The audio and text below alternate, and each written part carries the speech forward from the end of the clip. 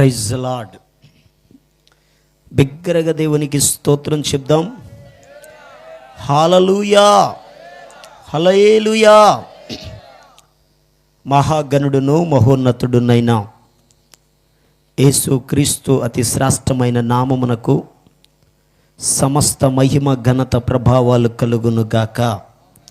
ప్రభునందు ప్రియ దేవుని బిడ్డలారా, ఈ సమాధాన సువార్త మహాసభలను ఈ అర్తమూరు గ్రామంలో ఏర్పాటు చేసి ప్రేమతో నన్ను ఆహ్వానించిన దైవజనులు, పెద్దలు, అభిషక్తులు క్రీస్తు దాసయ్య గారికి ప్రత్యేకమైన వందనాలు తెలియజేస్తున్నాను. అదే రీతిగా తమ్ముడు కిషోర్కి ప్రత్యేకమైన వందనాలు తెలియజేస్తూ ఉన్నాను. ఈ రాత్రికాల సమయంలో నా ఎడమ ప్రక్కన కుడి ప్రక్కన ఉన్నటువంటి దైవజనులందరికీ ప్రత్యేకమైన వందనాలు తెలియజేస్తూ ఉన్నాను. ఈ ప్రాంతానికి మరి నన్ను పరిచయం చేసి నన్ను ఈ స్థలానికి తీసుకొచ్చిన మా సోదరులు ఎఫ్ఎఫ్ రాయి గారికి ప్రత్యేకమైన వందనాలు తెలియజేస్తున్నాను.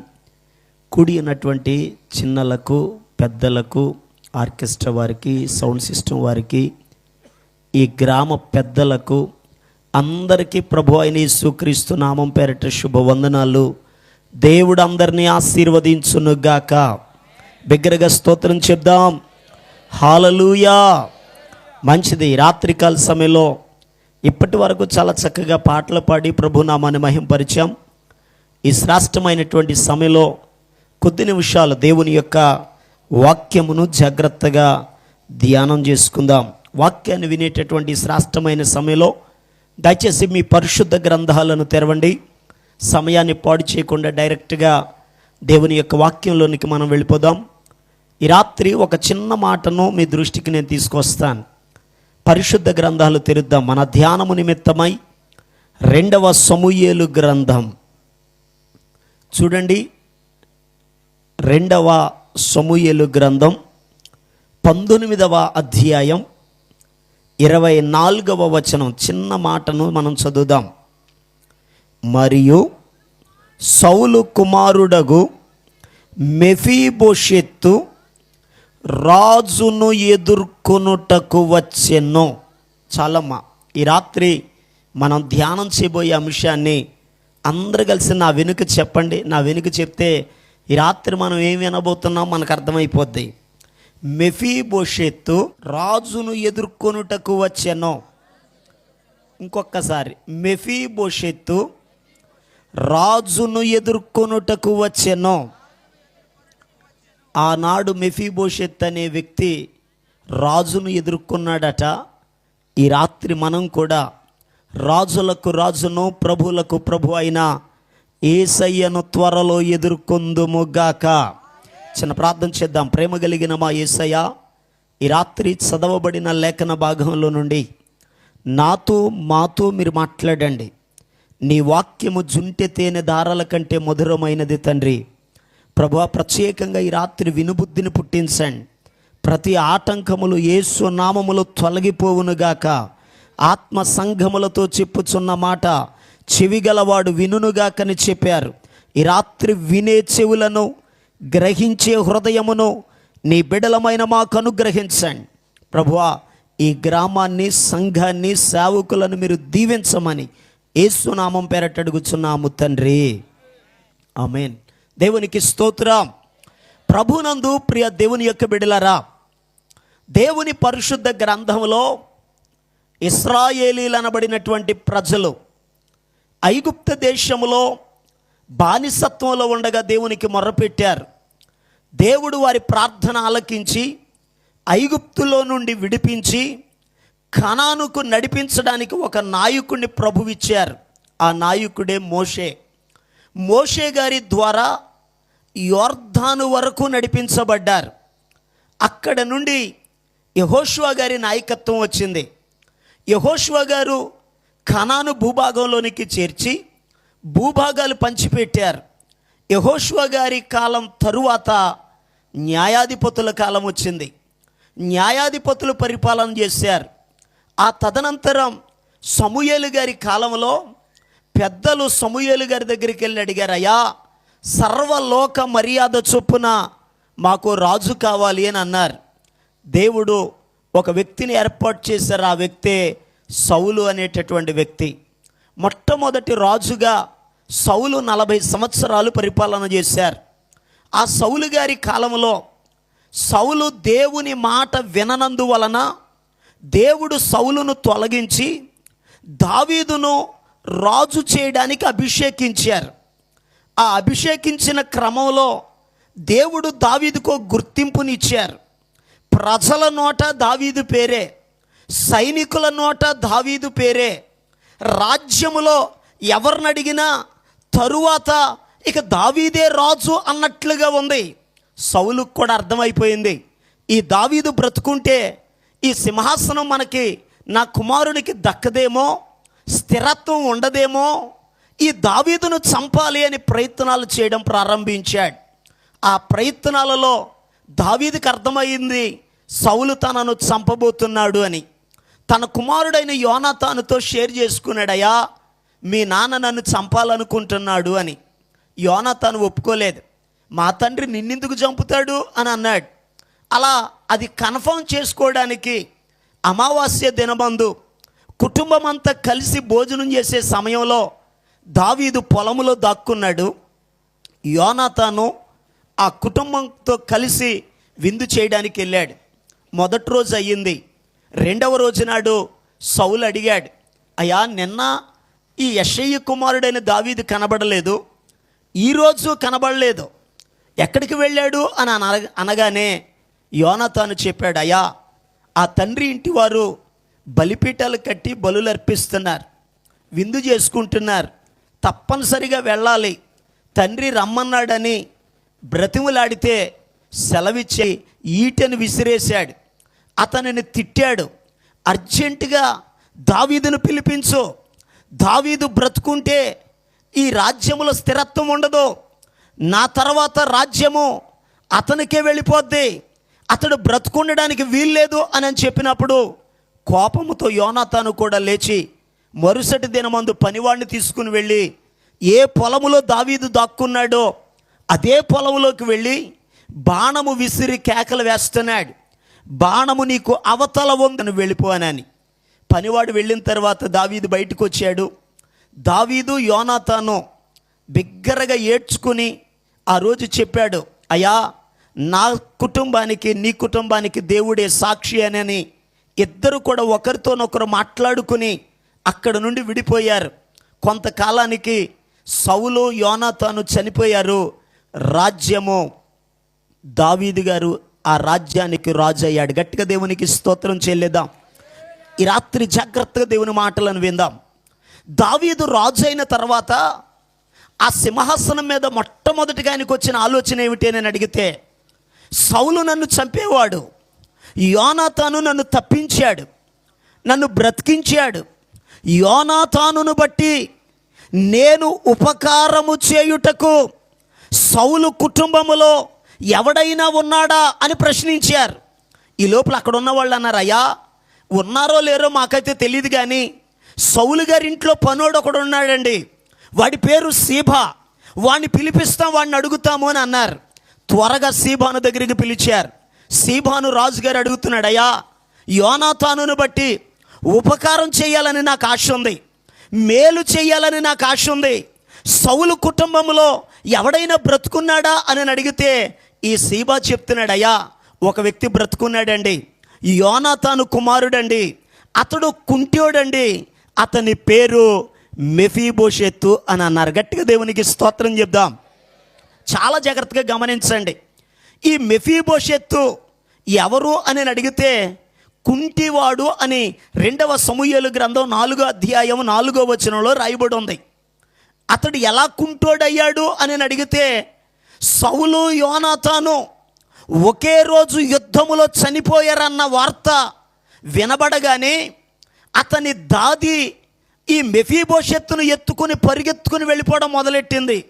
ఆమె వెళుతూ ఆ పరిగెత్తే క్రమంలో ఈ సంకలో ఉన్న పిల్లోడిని వదిలిపెట్టింది, కింద పడిపోయాడు, 2 కాళ్ళు ఇరిగిపోయాయి. దాది అజాగ్రత్త వలన 2 కాళ్ళు పోయాయి, కుంటివాడిగా ఉన్నాడు. అతడు ఎక్కడ నివసిస్తున్నాడు అని నేను అడిగితే పరిశుద్ధ గ్రంథంలో రాయబడినటువంటి మాట రెండవ సమూయేలు గ్రంథం 9వ అధ్యాయం 4వ వచనంలో రాయబడి ఉంది.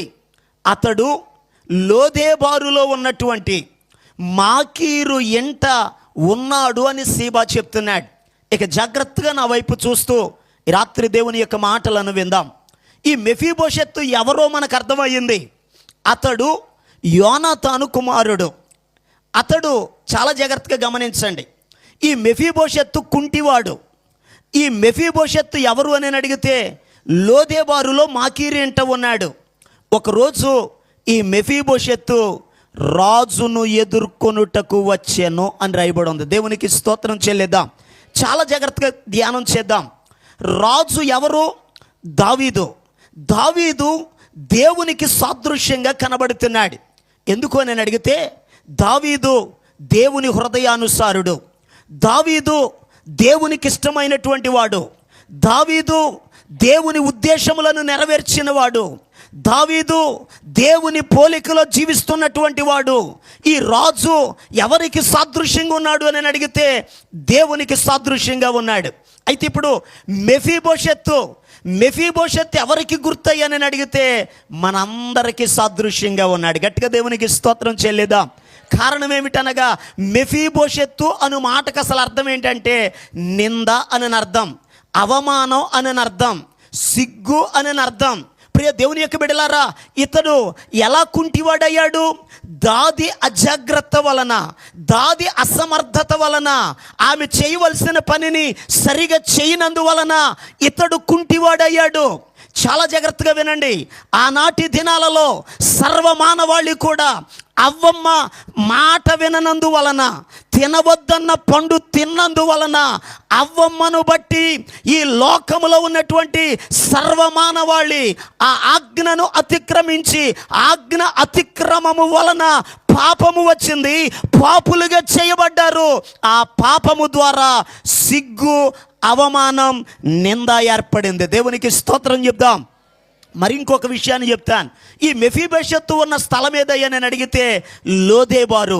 లోదేబారు అని మాటకు అర్థం ఏమిటి అని అడిగితే పచ్చిక లేని స్థలము అని అర్థం, ఎండిపోయిన స్థలము అని అర్థం, సమృద్ధి లేని స్థలము అని అర్థం. ఇతడు ఎక్కడున్నాడయ్యా నేను అడిగితే లోదేబారులో మాకీరు ఎంట ఉండెను.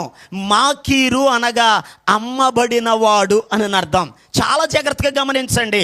మెఫీబోషెత్తు అనగా నింద అని అర్థం. అతడు కుంటివాడు, అతడు పచ్చిక లేని స్థలములో ఉన్నాడు, అతడు అమ్మబడిన వాడిగా ఉన్నాడు. ఈ రాత్రి మాటలు వింటున్న ప్రియ దేవుని బిడ్డలారా, మెఫీబోషెత్తు మనందరికీ సాదృశ్యంగా కనబడుతున్నాడు. కారణం ఏమిటని అడిగితే మనము కూడా అవ్వమ్మను బట్టి, ఆదామును బట్టి పాపులుగా ఎంచబడ్డాం. ఆ పాపము ద్వారా అవమానం వచ్చింది, ఆ పాపము ద్వారా నిందలు వచ్చాయి, ఆ పాపము ద్వారా శాపం వచ్చింది, ఆ పాపము ద్వారా సమృద్ధిని కోల్పోయాం, ఆ పాపము ద్వారా ఎండిపోయిన స్థితిలోకి వెళ్ళిపోయాం. అయితే ప్రియ దేవుని యొక్క బిడ్డలారా, ఆ పాపము ద్వారా దేవుని బిడ్డలమైన మనము అపవాదికి అమ్మబడ్డాం. ఈరోజు ప్రియ దేవుని బిడ్డలారా జాగ్రత్తగా గమనించండి. అలా అమ్మబడి శాపగ్రస్తులుగా ఎండిన స్థితిలో బాధలలో ఉన్నటువంటి ప్రజలను దేవుడు చూచాడు. వాక్యం చెప్తుంది, దేవుడు లోకమును ఎంతో ప్రేమించాడు. అలా నశించిపోతున్న ప్రజలను రక్షించుట కొరకై 2025 సంవత్సరాల క్రితం దేవుడు పరలోకాన్ని విడిచి భూలోకానికి దిగి వచ్చాడు. పరిశుద్ధుడిగా జన్మించాడు. సర్వమానవాళి కొరకై తనను తానే అప్పగించుకున్నాడు. తన రక్తెళుతూ చెప్పాడు, నేనుండు స్థలములో మీరును ఉండులాగున మరలా నేను వస్తాను, మిమ్ములను తీసుకొని వెళతాను అని అన్నాడు. గట్టిగా దేవునికి స్తోత్రం చెప్పండి. హల్లెలూయా. ప్రియ దేవుని యొక్క బిడ్డలారా, మన కొరకు భూలోకానికి వచ్చి ఆ ఎండిన స్థలములో ఉన్న మనలను, శాపములో ఉన్న మనలను, పాపములో ఉన్న మనలను, అవమానములో ఉన్న మనలను, నిందలలో ఉన్న మనలను, అమ్మబడిన మనలను క్రీస్తు తన స్వరక్తమిచ్చి మనలను కొనుక్కుని మన కొరకు స్థలం సిద్ధపరచడానికి వెళ్ళాడు. వెళ్ళిన యేసయ్య త్వరగా రాబోతున్నాడు. గట్టిగా దేవునికి స్తోత్రం చేయలేదా? వాక్యం చెప్తుంది, ఆయన మేఘారూఢుడై వచ్చుచున్నాడు. ఇక వచ్చుచున్నవాడు ఆలస్యం లేదు, త్వరగా రాబోతున్నాడు. పరిశుద్ధ గ్రంథంలో రాయబడి ఉంది, వాని వాని క్రియల చొప్పున ప్రతి వానికి ఇచ్చుటకు ఆయన సిద్ధపరిచిన జీతము ఆయన చేతిలో ఉంది. వస్తానన్న ప్రభు వచ్చేస్తున్నారు. అయితే ఈ రాత్రికాల సమయంలో మెఫీబోషెత్తు రాజును ఎదుర్కొనిన రీతిగా మనమందరము కూడా మన కొరకు రాబోతున్న యేసు రాజును మనం ఎదుర్కోవాలి. దేవునికి స్తోత్రం చెప్పండి. హల్లెలూయా. యేసయ్య వచ్చేస్తున్నాడు. ఇక ఆలస్యం లేదు. ఎవరైతే ఆయన్ని ఎదుర్కొంటారో, ఎవరైతే ఆయన దగ్గరికి వెళతారో వాళ్ళు నిత్య జీవములో ప్రవేశిస్తారు. ఈ సభలు ఎందుకు ఏర్పాటు చేశారయ్యా నేను అడిగితే, ఆయనను ఎదుర్కొనుట కొరకు సిద్ధపడే కూడికలు ఇవి. దేవునికి స్తోత్రం చెప్దాం. యేసయ్య వచ్చేస్తున్నాడు. ఇక ఆలస్యం లేదు. ఎందుకనగా పరిశుద్ధ గ్రంథంలో రాయబడి ఉన్నటువంటి మాట, ఎందుకు వాక్యం చెప్తుంది, ఆయన త్వరగా రాబోతున్నాడు, దొంగ వలె రాబోతున్నాడు. వచ్చుచున్నవాడి ఇక ఆలస్యము లేదు, ఆయన త్వరగా రాబోతున్నాడు. ఈ రాత్రి సిద్ధపడ్డావా? ఈ రాత్రి ఎలా సిద్ధపడాలో, ఎలా ఎదుర్కోవాలో మెఫీబోషెత్తు జీవితములో నుండి ఈ రాత్రి కొన్ని విషయాలను మనం నేర్చుకుందాం. దేవునికి స్తోత్రం చెప్దాం. గట్టిగా దేవునికి స్తోత్రం చెల్లిద్దాం. యేసు రాజుగా వచ్చుచున్నాడు, భూలోకమంతా తెలుసుకుంటారు. యేసు రాజుగా వచ్చుచున్నాడు, భూలోకమంతా తెలుసుకుంటారు. రావి కోటి తేజుడు, రమ్యమైన దేవుడు, రావి కోటి తేజుడు, రమ్యమైన దేవుడు రారాజుగా వచ్చుచున్నాడు. యేసు రారాజుగా వచ్చుచున్నాడు, యేసు రాజుగా వచ్చుచున్నాడు. భూలోకమంతా క్రైస్తవుడా మరువవద్దు ఆయన రాకడా, క్రైస్తవుడా మరువవద్దు ఆయన రాకడా. కనిపెట్టి ప్రార్థన చేయుము సిద్ధముగా నుండి, కనిపెట్టి సిద్ధముగా నుండి. రేపపాటున మారాలి, రేపపాటున మారాలి. యేసయ్య చెంతకు చేరాలి. యేసు రాజుగా వచ్చుచున్నాడు, భూలోకమంతా. హల్లెలూయా. గట్టిగా దేవునికి స్తోత్రం చెప్పండి. చాలా డల్గా కనబడుతున్నారు. మొదటి రోజైనా చాలా ఉత్సాహంగా ఉండాలి. జాగ్రత్తగా దేవుని వాక్యాన్ని విందాం. ఎందుకనగా యేసయ్య త్వరగా రాబోతున్నాడు. ఇలాగేనట. ఎందుకంటే కొంచెం మీరు యాక్టివ్ అవ్వడానికి ఒక చిన్న మాట చెప్పి వాక్యంలోకి వెళ్ళిపోతాను నేను. ఇలాగే ఓ పాస్టర్ గారు ఓ సంఘంలో అయ్యగారి గురించి ఓ సాక్ష్యం విన్నాను నేను. ఇప్పుడు ఆయన రాకడ వర్తమానాలు బాగా చేస్తారని. ఇలాగే పల్లెటూళ్ళలో సంఘం ఉందట. ఆ పాస్టర్ గారు ఎప్పుడు చెప్పినా యేసయ్య పుట్టాడు, యేసయ్య అద్భుతాలు చేశాడు, యేసయ్య సిలువలో చనిపోయాడు, ఆయన తిరిగి లేచాడు, ఈ 4 ముక్కలే చెప్పి ముగింతాడంటే ఎప్పుడు చెప్పినా. పాపం చదువు లేనటువంటి ఆయన ప్రభు పిలిచాడు, వాడుకుంటున్నాడు, పరిచర్య జరుగుతుంది. ఈయనకు ఓ రోజు అనిపించిందంట, ఎప్పుడు చెప్పినా పుట్టాడు పుట్టాడు పుట్టాడు పుట్టాడు అని చెప్తున్నాను, ఏమైనా సరే ఒక్కసారైనా వస్తాడు అని చెప్పాలనుకున్నాడట. చెప్పండి, ఏం చెప్పాలనుకున్నాడు? వస్తాడని చెప్పాలంటే మరి ప్రసంగం ఎక్కడ ఉంటుంది? ఎక్కడో మొత్తానికి ప్రయత్నం చేశాడు, కష్టపడ్డాడు, కాగితంలో రాసుకున్నాడు. ఆ రాసుకున్న కాగితం బాగా వారమంతా ప్రిపేర్ అయిపోయాడు. ఆ కాగితం చక్కగా బైబిల్ మీద పెట్టేశాడు. పెట్టి ఇక ఆ ఆదివారం నాడు మొదలు పెట్టాడట, అమ్మా ఈరోజు ఒక క్రొత్త ప్రసంగం. ఏంటా ప్రసంగం? ఇదిగో ఆయన మేఘారూఢుడై వచ్చుచున్నాడు అని చదివించేశాడక. చదివించిన తర్వాత ప్రార్థన అని కళ్ళు మూసుకుని ప్రార్థన చేస్తున్నాడు. వాళ్ళ మనవడు కుదురైనోడు కాదాడు, చిన్నోడు. ఆడేం చేశాడు తెలుసా? త్వరగా మా తాతయ్యకి ఎక్కడ చెమటలు ఎట్టేస్తాయోనని ఓ టేబుల్ ఫ్యాన్ తీసుకొచ్చి అక్కడ ఎట్టేశాడు. పెట్టినోడు స్విచ్ చేసేసాడు. ఓ తిరిగేస్తుంది అది. ఆ తిరిగే దెబ్బకి కాగితం మీద ఏమి కప్పలా ఈ లోపల ఎగిరి వెళ్ళిపోయింది. ఇది ఏంటిది? అసలు ప్రసంగం వెళ్ళిపోయింది. ఇక ఈయనకి అదేమి చూడాల, చదివించేశాడు, వాక్యం అయిపోయింది. ఇక చెప్తున్నాడు, ఇదిగో ఆయన త్వరగా వస్తున్నాడు. తర్వాత రిఫరెన్స్ తెలియదు ఎంతకే. పాపం ఎప్పుడు చేయలేదు కదా, ఇంతకీ ఏం చెప్పాలని స్టేజీ అంతా తిరిగేస్తున్నాడట. ఇదిగో నేను త్వరగా వస్తున్నాను, ఇదిగో నేను త్వరగా వస్తున్నాను, ఇదిగో నేను త్వరగా వస్తున్నాను అని తిరుగుతున్నాడు స్టేజీ మీద. ఈ లోపల విశ్వాసులు అనుకుంటున్నారు, ఎప్పుడు చెప్పినా మా అయ్యగారు ఇదిగో ఆయన పుట్టాడు, అద్భుతాలు చేశాడు, చనిపోయాడు అనే చెప్పాడు, కానీ వస్తున్నాడు అన్న సంగతి ఎప్పుడు చెప్పలేదు. ఈ రోజు ఏదో కొత్తగా ఉందని నోరావులు ఇచ్చుకుని మరీ వింటున్నారు వాళ్ళు. ఈ లోపల ఇదిగో వస్తున్నాడని ఈయనేమో తిరుగుతూ ఉంటే మా అయ్యగారికి ఉద్యమం వచ్చేస్తుంది అనుకుంటున్నారు. ఈయన ఎందుకు తిరుగుతున్నాడో తెలుసా? ఆ కాగితం ఆ పక్కన అడిందా, ఈ పక్కన అడిందా, కాగితం కోసం తిరుగుతున్నాడు ఆయన. ఆ పక్కన దొరకలా, ఈ పక్కన దొరకలా, ఈ పక్కన దొరకలా. డౌట్ వచ్చింది బల్ల కిందకు కానీ వెళ్ళిందా అని. ఇక ఇదిగో వస్తున్నాడని బల్ల కిందకు చూడడానికి బల్ల అలా లేపాడట. బల్ల వెళ్ళి ఎదరున్న ముసలావుడి మీద అడ్డది. ఎప్పుడైతే ముసలావుడి మీద అడ్డదో దెబ్బ తగిలేసిన తలకి. బల్ల కింద లేదా కాగితం, ఏం చేయాలి అర్థం కాదు. ఇది ఎక్కడ గొడవరా, వస్తున్నాడని ఏదో కొత్తది సిద్ధపడ్డాను, ఈ బల్ల వెళ్ళి ముసలావుడి మీద అడ్డది. ఆ ముసలావుడు ఏం గొడవ కొత్తదనని దగ్గరికి వెళ్ళి, మా అమ్మ ఏమనుకోవద్దు, బల్ల అడిపోయింది, క్షమించు మా అమ్మ అన్నాడట. ఆవిడందట, తప్పు లేదు బాబా, నేను నిన్ను క్షమించడం కాదు, నువ్వే నన్ను క్షమించాలి బాబా అందట. నేను నిన్ను క్షమించాలా, ఏమైంది మా అమ్మ అంటే, ఏమవడం ఏంటి బాబా, అరగంట నుండి అటు ఇటు తిరుగుతున్నావు, ఇదిగో వస్తున్నాను ఇదిగో వస్తున్నానని. తప్పుకోపోవటం నాదే తప్పు బాబా, నేను తప్పుకుంటే దెబ్బ తగిలేదు కాదు కదా నాకు. ఎందుకంటే చాలా జాగ్రత్తగా వినండి ప్రియ దేవుని బిడ్డలారా, ఇటువంటిది కాదు, నిజముగా ఆయన రాబోతున్నాడు. యేసయ్య వచ్చినప్పుడు సిద్ధపడిన వారు ఆయనను ఎదుర్కొనుటకు మధ్య ఆకాశంలోకి వెళతారు. దేవునికి స్తోత్రం చెప్దాం. ఈ రాత్రి ప్రియ దేవుని బిడ్డలారా, ఏ రీతిగా సిద్ధపడాలో, ఏ రీతిగా యేసయ్యను ఎదుర్కోగలమో పరిశుద్ధ గ్రంథంలో మెఫీబోషెత్ జీవితంలో నుండి పరిశుద్ధ గ్రంథాలు తెరవండి, ఎక్కడికి తెప్పక్కర్లేదు. అదే ఒక్క పారాగ్రాఫ్లో ఉన్నటువంటి ఒక 5 విషయాలను ఈ రాత్రి మనం ధ్యానం చేయబోతున్నాం. జాగ్రత్తగా పరిశుద్ధ గ్రంథాలు తెరిచి దేవుని వాక్యాన్ని చదువుదాం. చూడండి, పరిశుద్ధ గ్రంథాలు తెరిచి 2వ సమూయేలు గ్రంథం 19వ అధ్యాయం 24వ వచనాన్ని ఇప్పుడు చదువుకుందాం. చూడండి, 24వ వచనం చదువుదాం.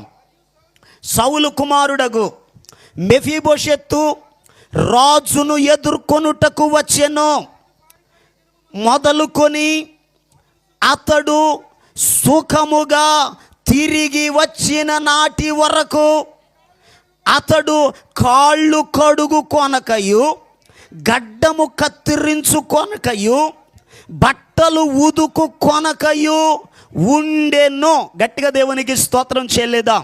జాగ్రత్తగా వినండి. దావీదు గారు రాజుగా ఉన్నటువంటి దినాలలో దావీదు గారి కుమారుడైన అబిషాలోము అనేటటువంటి వ్యక్తి తండ్రి మీద తిరుగుబాటు చేశాడు. తండ్రి ఆలోచనేమో నా తర్వాత అబిషాలోము రాజు అవ్వాలన్నది తండ్రి ఆలోచన.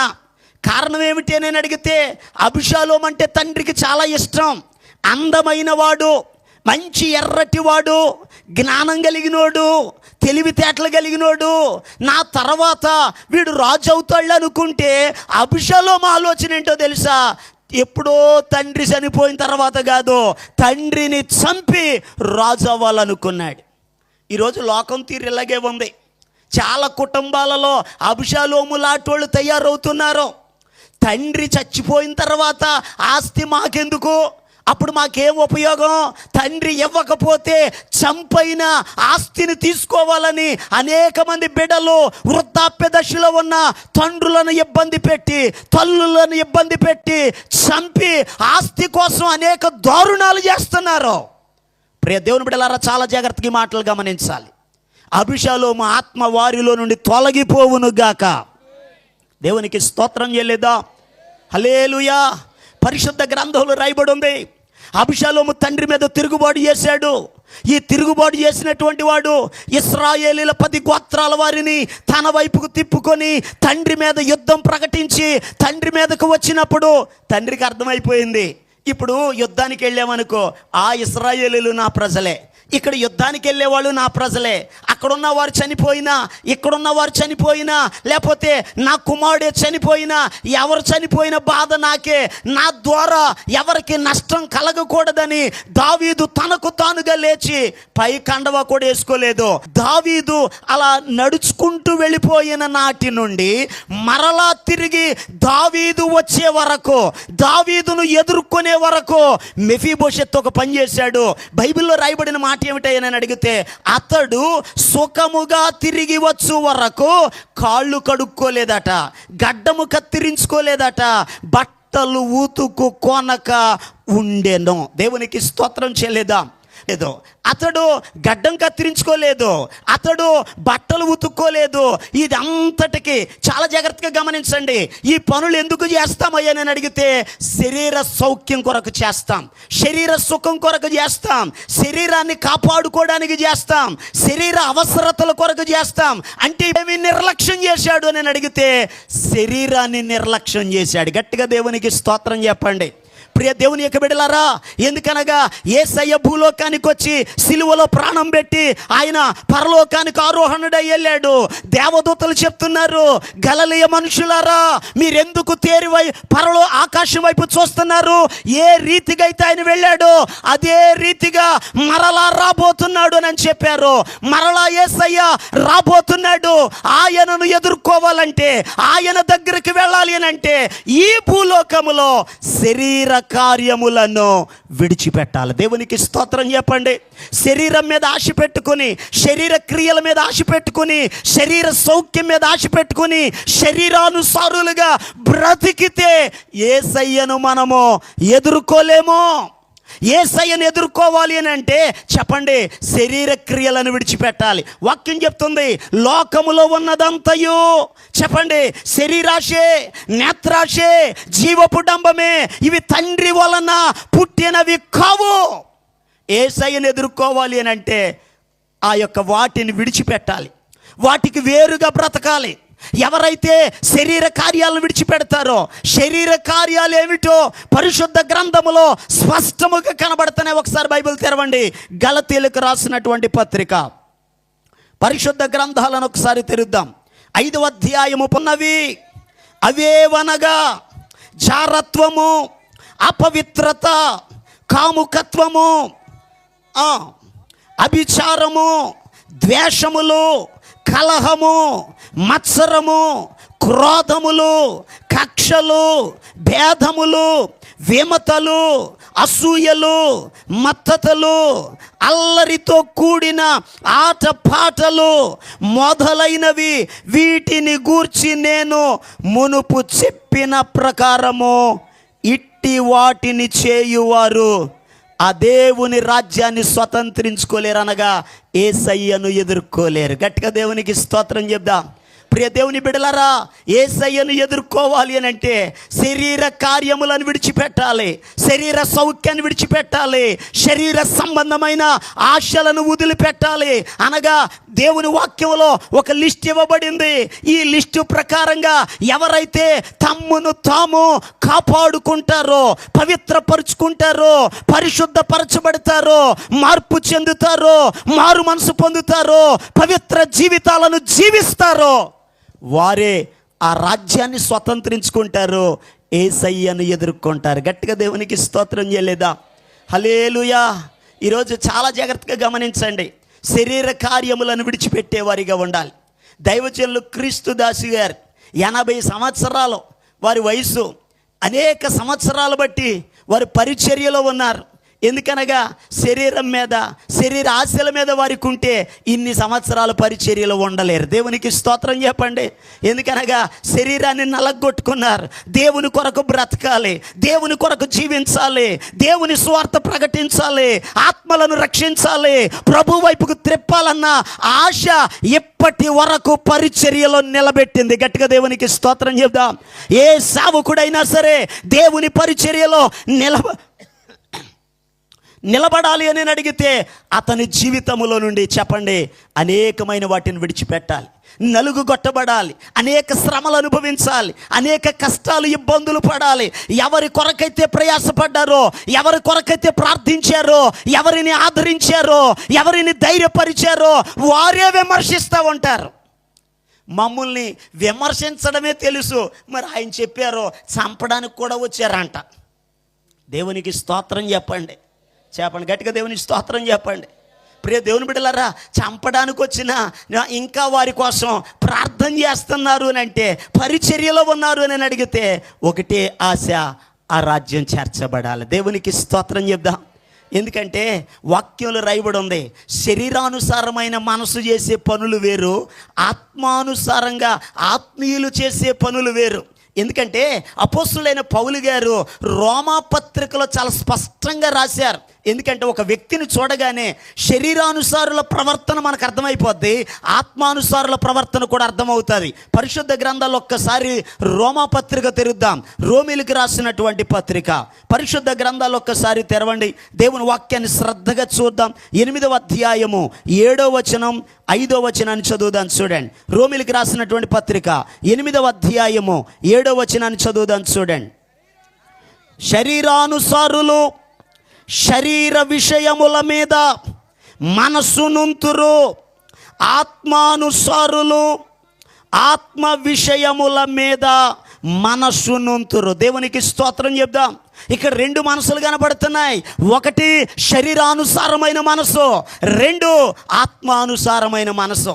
ఈ రోజు నాడు చాలామంది విశ్వాసులు ఒకప్పుడు ప్రభుని నమ్మకమునుపు లోకములో ఎలా బ్రతికారో, లోకములో ఎలా జీవించారో, లోకములో ఏ ఆశలు కలిగి ఉన్నారో, లోకములో ఏ అలవాట్లు కలిగి ఉన్నారో, మందిరానికి వచ్చిన తర్వాత కూడా, మార్పు చెందిన తర్వాత కూడా, రక్షణ పొందిన తర్వాత కూడా ఆ అలవాట్లు విడిచిపెట్టట్లేదు అని అంటే దాని అర్థం ఏంటో తెలుసా? వాళ్ళ మనసు ఇంకా మారలేదు, ఇంకా శరీరానుసారమైన మనసే.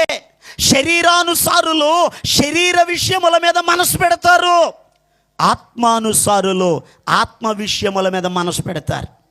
శరీరానుసారులు చేసే పని ఏంటంటే వారు చేసే పని ద్వారా 7వ వచనంలో రాయబడి ఉంది, ఏలయనగా శరీరానుసారమైన మనసు అది దేవునికి విరోధమైనది, అది దేవుని ధర్మశాస్త్రమునకు అది లోబడదు, అది దేవునిని సంతోషపరచదు. గట్టిగా దేవునికి స్తోత్రం చెప్దాం. హల్లెలూయా. శరీరానుసారులు దేవుని వాక్యాన్ని వినరు, శరీరానుసారులు వాక్యం చదవరు, శరీరానుసారులు దేవుని సంతోషపరచరు, శరీరానుసారులు వారి క్రియలు, వారి పనులు, వారి మాటలు, వారి అలవాట్లు అవి దేవునికి విరోధమైనవిగా చేస్తూ ఉంటారు. ఆత్మానుసారులైతే వారి ఆలోచన చెప్పండి దేవుని గురించే, వారి ఆలోచన పరిచర్య గురించే, వారి ఆలోచన ఇహలోకం గురించి కాదు, కానీ పర సంబంధమైన ఆలోచనలు కలిగి ఉంటారు. ప్రియ దేవుని యొక్క బిడ్డలారా, చాలా జాగ్రత్తగా గమనించండి. దేవునిని ఎదుర్కోవాలంటే, ఆయన రాజ్యానికి చేరాలి అని అంటే శరీరానుసారులుగా కాదు, కానీ ఆత్మానుసారులుగా నడిపించబడాలి. దేవునికి స్తోత్రం చెల్లిద్దాం. 13వ వచనంలో కూడా చక్కని మాట రాయబడి చూడండి, మీరు శరీరానుసారముగా ప్రవర్తించిన ఎడల చావవలసిన వారయ్యుందురు, కానీ ఆత్మచేత శరీర క్రియలను చంపిన ఎడల మీరు జీవిస్తారు. మీరు బ్రతుకుండాలి అని అంటే, పరిచర్య బ్రతుకుండాలంటే, మన తర్వాత ప్రభు నెరిగిన వారు మన కుటుంబాల్లో లేపబడాలి అని అడిగితే శరీరానుసారులుగా కాదు, ఆత్మానుసారులుగా బ్రతకాలి. దేవునికి స్తోత్రం చేయలేదాం. చాలా జాగ్రత్తగా వినండి. ఈరోజు శరీరానుసారులు ఆత్మానుసారులు అర్థం అవ్వడానికి ఒక 2 భక్తులను ఉదాహరణగా చూపిస్తాను. పరిశుద్ధ గ్రంథంలో రోషము కలిగిన ఒక గొప్ప దైవజనుడు, ఒక ప్రవక్త ఉన్నారు. ఆయన పేరు ఏలియా. ఈ ఏలి అనేటటువంటి దైవజనుడి దగ్గర ఒక శిష్యుడు ఉన్నారు. ఆయన పేరు ఎలీషా. ఈ ఎలీషా అనేటటువంటి వ్యక్తి ఎవరయ్యానని అడిగితే దేవుని పిలుపు కలిగిన వాడు, శరీర సంబంధమైన ఆశలను, శరీర సంబంధమైన కోరికలను విడిచిపెట్టినవాడు. ఇతడు ఒక ఆత్మీయుడు. ఆత్మ విషయముల మీద, పరిచర్య మీద, దేవుని మీద ఒక ఆసక్తి కలిగిన వాడు. ఒక రోజు నాడు తమ గురువు గారైన ఏలియా గారిని ప్రభు పరలోకానికి పిలిచాడు. ఆయన ఆ రోజు పరలోకానికి వెళ్ళబోతున్నటువంటి ఆయన ఎలీషాను వదిలించుకోవడం కోసం ఎలీషాతో మాట్లాడుతున్నారు. ఇప్పుడు ఎలీషా, ఇప్పుడే దేవుడు నాతో మాట్లాడాడు, ఈ గిల్గాలు విడిచిపెట్టి బేతేలుకు రా అని అన్నాడు. కాబట్టి నువ్వు ఒక పని చేయి, నువ్వు గిల్గాలులో ఉండు, నేను ఎక్కడికి వెళ్తాను, బేతేలుకు వెళ్తానయ్యా అని అన్నాడు. ఈయన అంటాడు, యెహోవా జీవము తోడు, నీ జీవము తోడు, నేను గిల్గాలులో ఉండను, నేను కూడా నీతో పాటు బేతేలుకు వస్తాను అని అన్నాడు. దేవుని స్తోత్రం చెప్పండి. ఎక్కడ వదిలించుకుందామంటే వదలలేదు. సరేలే, బేతేల్లో ఆశ చూపిద్దాం కొద్దిగా, ఆ ఆశతో పడిపోతాడు, అక్కడే ఉండిపోతాడు అని చెప్పి ఇప్పుడు జాయిగా ఇద్దరు కలిసి గిల్గాలు నుండి అప్పుడు ఎక్కడికి వచ్చారో బేతేలుకు వచ్చారు. బేతేలుకు వచ్చిన తర్వాత ఇప్పుడు మరలా అడుగుతున్నాడు ఏలియా గారు, అయ్యా దేవుడు ఇప్పుడే నాతో మాట్లాడాడు, నువ్వు బేతేల్లో కాదు యోర్దానుకు రా, నీతో మాట్లాడతానన్నాడు. నేను యోర్దానికి వెళతాను, నువ్వు ఇక్కడే ఉండు. ఎందుకంటే ఇక్కడుంటే ఇక్కడ బైబిల్ స్కూల్ ఉంది, విద్యార్థులు ఉన్నారు, ఏ కష్టం లేదు, పరిచర్య చేసేవాళ్ళు ఉంటారు, మాట వినేవాళ్ళు ఉంటారు, లోబడే వాళ్ళు ఉంటారు, డైరెక్ట్గా నిన్ను ప్రిన్సిపాల్ని చేసేస్తాను అన్నాడు. దేవుని స్తోత్రం చెప్పండి. ఆ బైబిల్ స్కూల్ ఎవరికి అప్పగిస్తాను, నీకు అప్పగిచ్చేస్తాను, ఇక మెయింటెనెన్స్ నీదే, నువ్వే నడిపించాల్సింది. కాబట్టి ఈ బాధ్యతలన్నీ నీకు అప్పగించేస్తాను, కష్టపడక్కర్లా, తిరగక్కర్లా, ఇక్కడుండి ఈ బైబిల్ స్కూల్ నడిపిస్తూ ఇంకెవరొస్తే వాళ్ళని జాయిన్ చేసుకుంటూ చక్కగా ఈ స్కూల్ నడిపించుకో.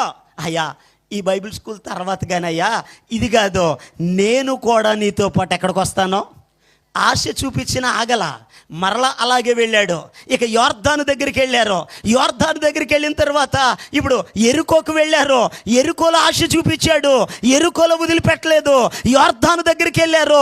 యోర్దాను దగ్గర ఇప్పుడు అడుగుతున్నాడు, ఎలీషా గిల్గాల్లో ఉండమన్నాను ఉండలేదు, బేతేల్లో ఉండమన్నాను ఉండలేదు, ఎరుకోలో ఉండమన్నాను ఉండలేదు, యోర్దాను దగ్గరికి వచ్చావు, యోర్దాను దాటబోతున్నావు, అసలు నన్ను వదిలిపెట్టట్లేదు, అసలు రహస్యం చెప్పేస్తున్నాను. ఇప్పుడు ఈరోజు దేవుడు నన్ను రమ్మన్నాడు, నేను దేవుని దగ్గరికి వెళ్ళిపోబోతున్నాను, నీకేం కావాలి, ఎందుకు నువ్వు నన్ను విడిచిపెట్టట్లేదు, నా నుండి నువ్వేం కోరుతున్నావు.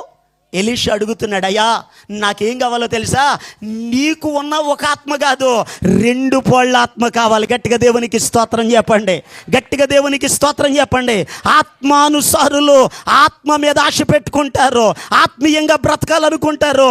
చేసిన పరిచర్య, చేసిన ప్రార్థన, రక్షించిన ఆత్మలు సరిపోవు, ఇంకా ఆత్మలు రక్షించబడాలి, ఇంకా ప్రార్థించాలి, ఇంకా వాక్యం చదవాలి, ఇంకా ప్రజల కొరకు ప్రయాసపడాలి, ఇంకా అనేకులను నడిపించాలి, ఆత్మచేత నింపబడాలి, అభిషేకించబడాలి, దేవుని కార్యాలు జరగాలని దేవుని కొరకు బ్రతుకుతారు ఆత్మానుసారులు. గట్టిగా స్తోత్రం చెప్పండి.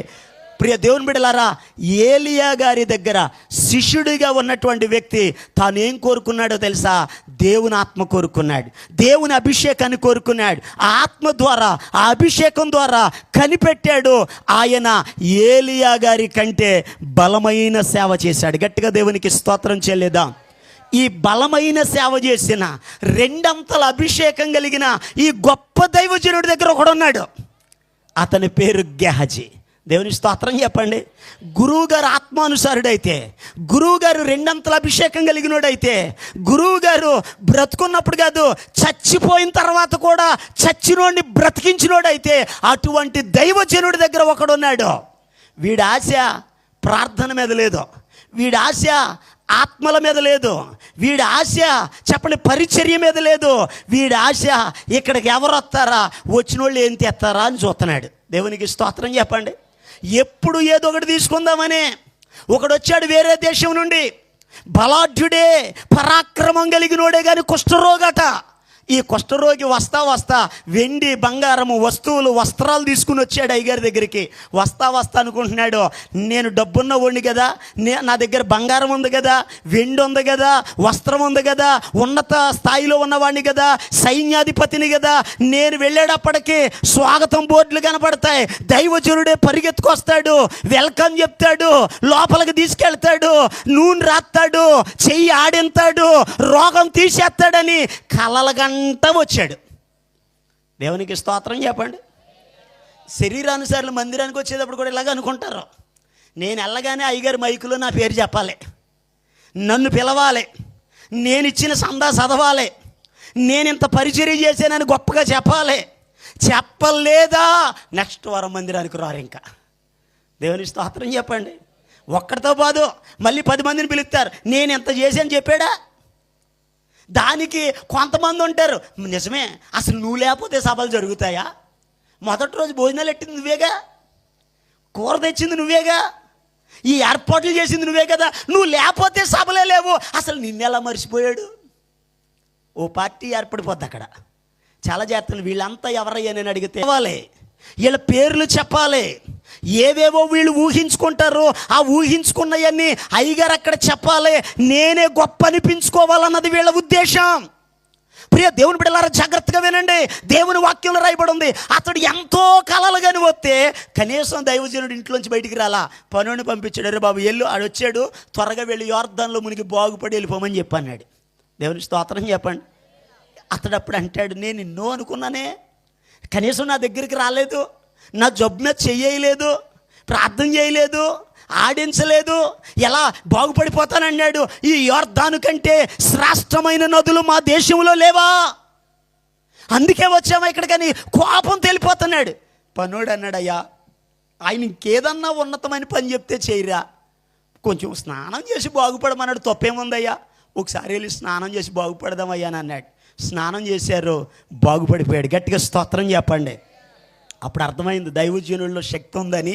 త్వరగా వచ్చి, దైవజనుడా నీ మాట ప్రకారం నేను బాగుపడ్డానయ్యా, ఇదిగో బంగారం ఉంది, వస్త్రాలు ఉన్నాయి, వెండి ఉంది, ఇవి బహుమానంగా నీకు ఇస్తానయ్యానంటే నీ బహుమానం నీ దగ్గర అట్టి పెట్టుకో, నాకేం అవసరం లేదు, తీసుకెళ్ళిపోని అన్నాడు.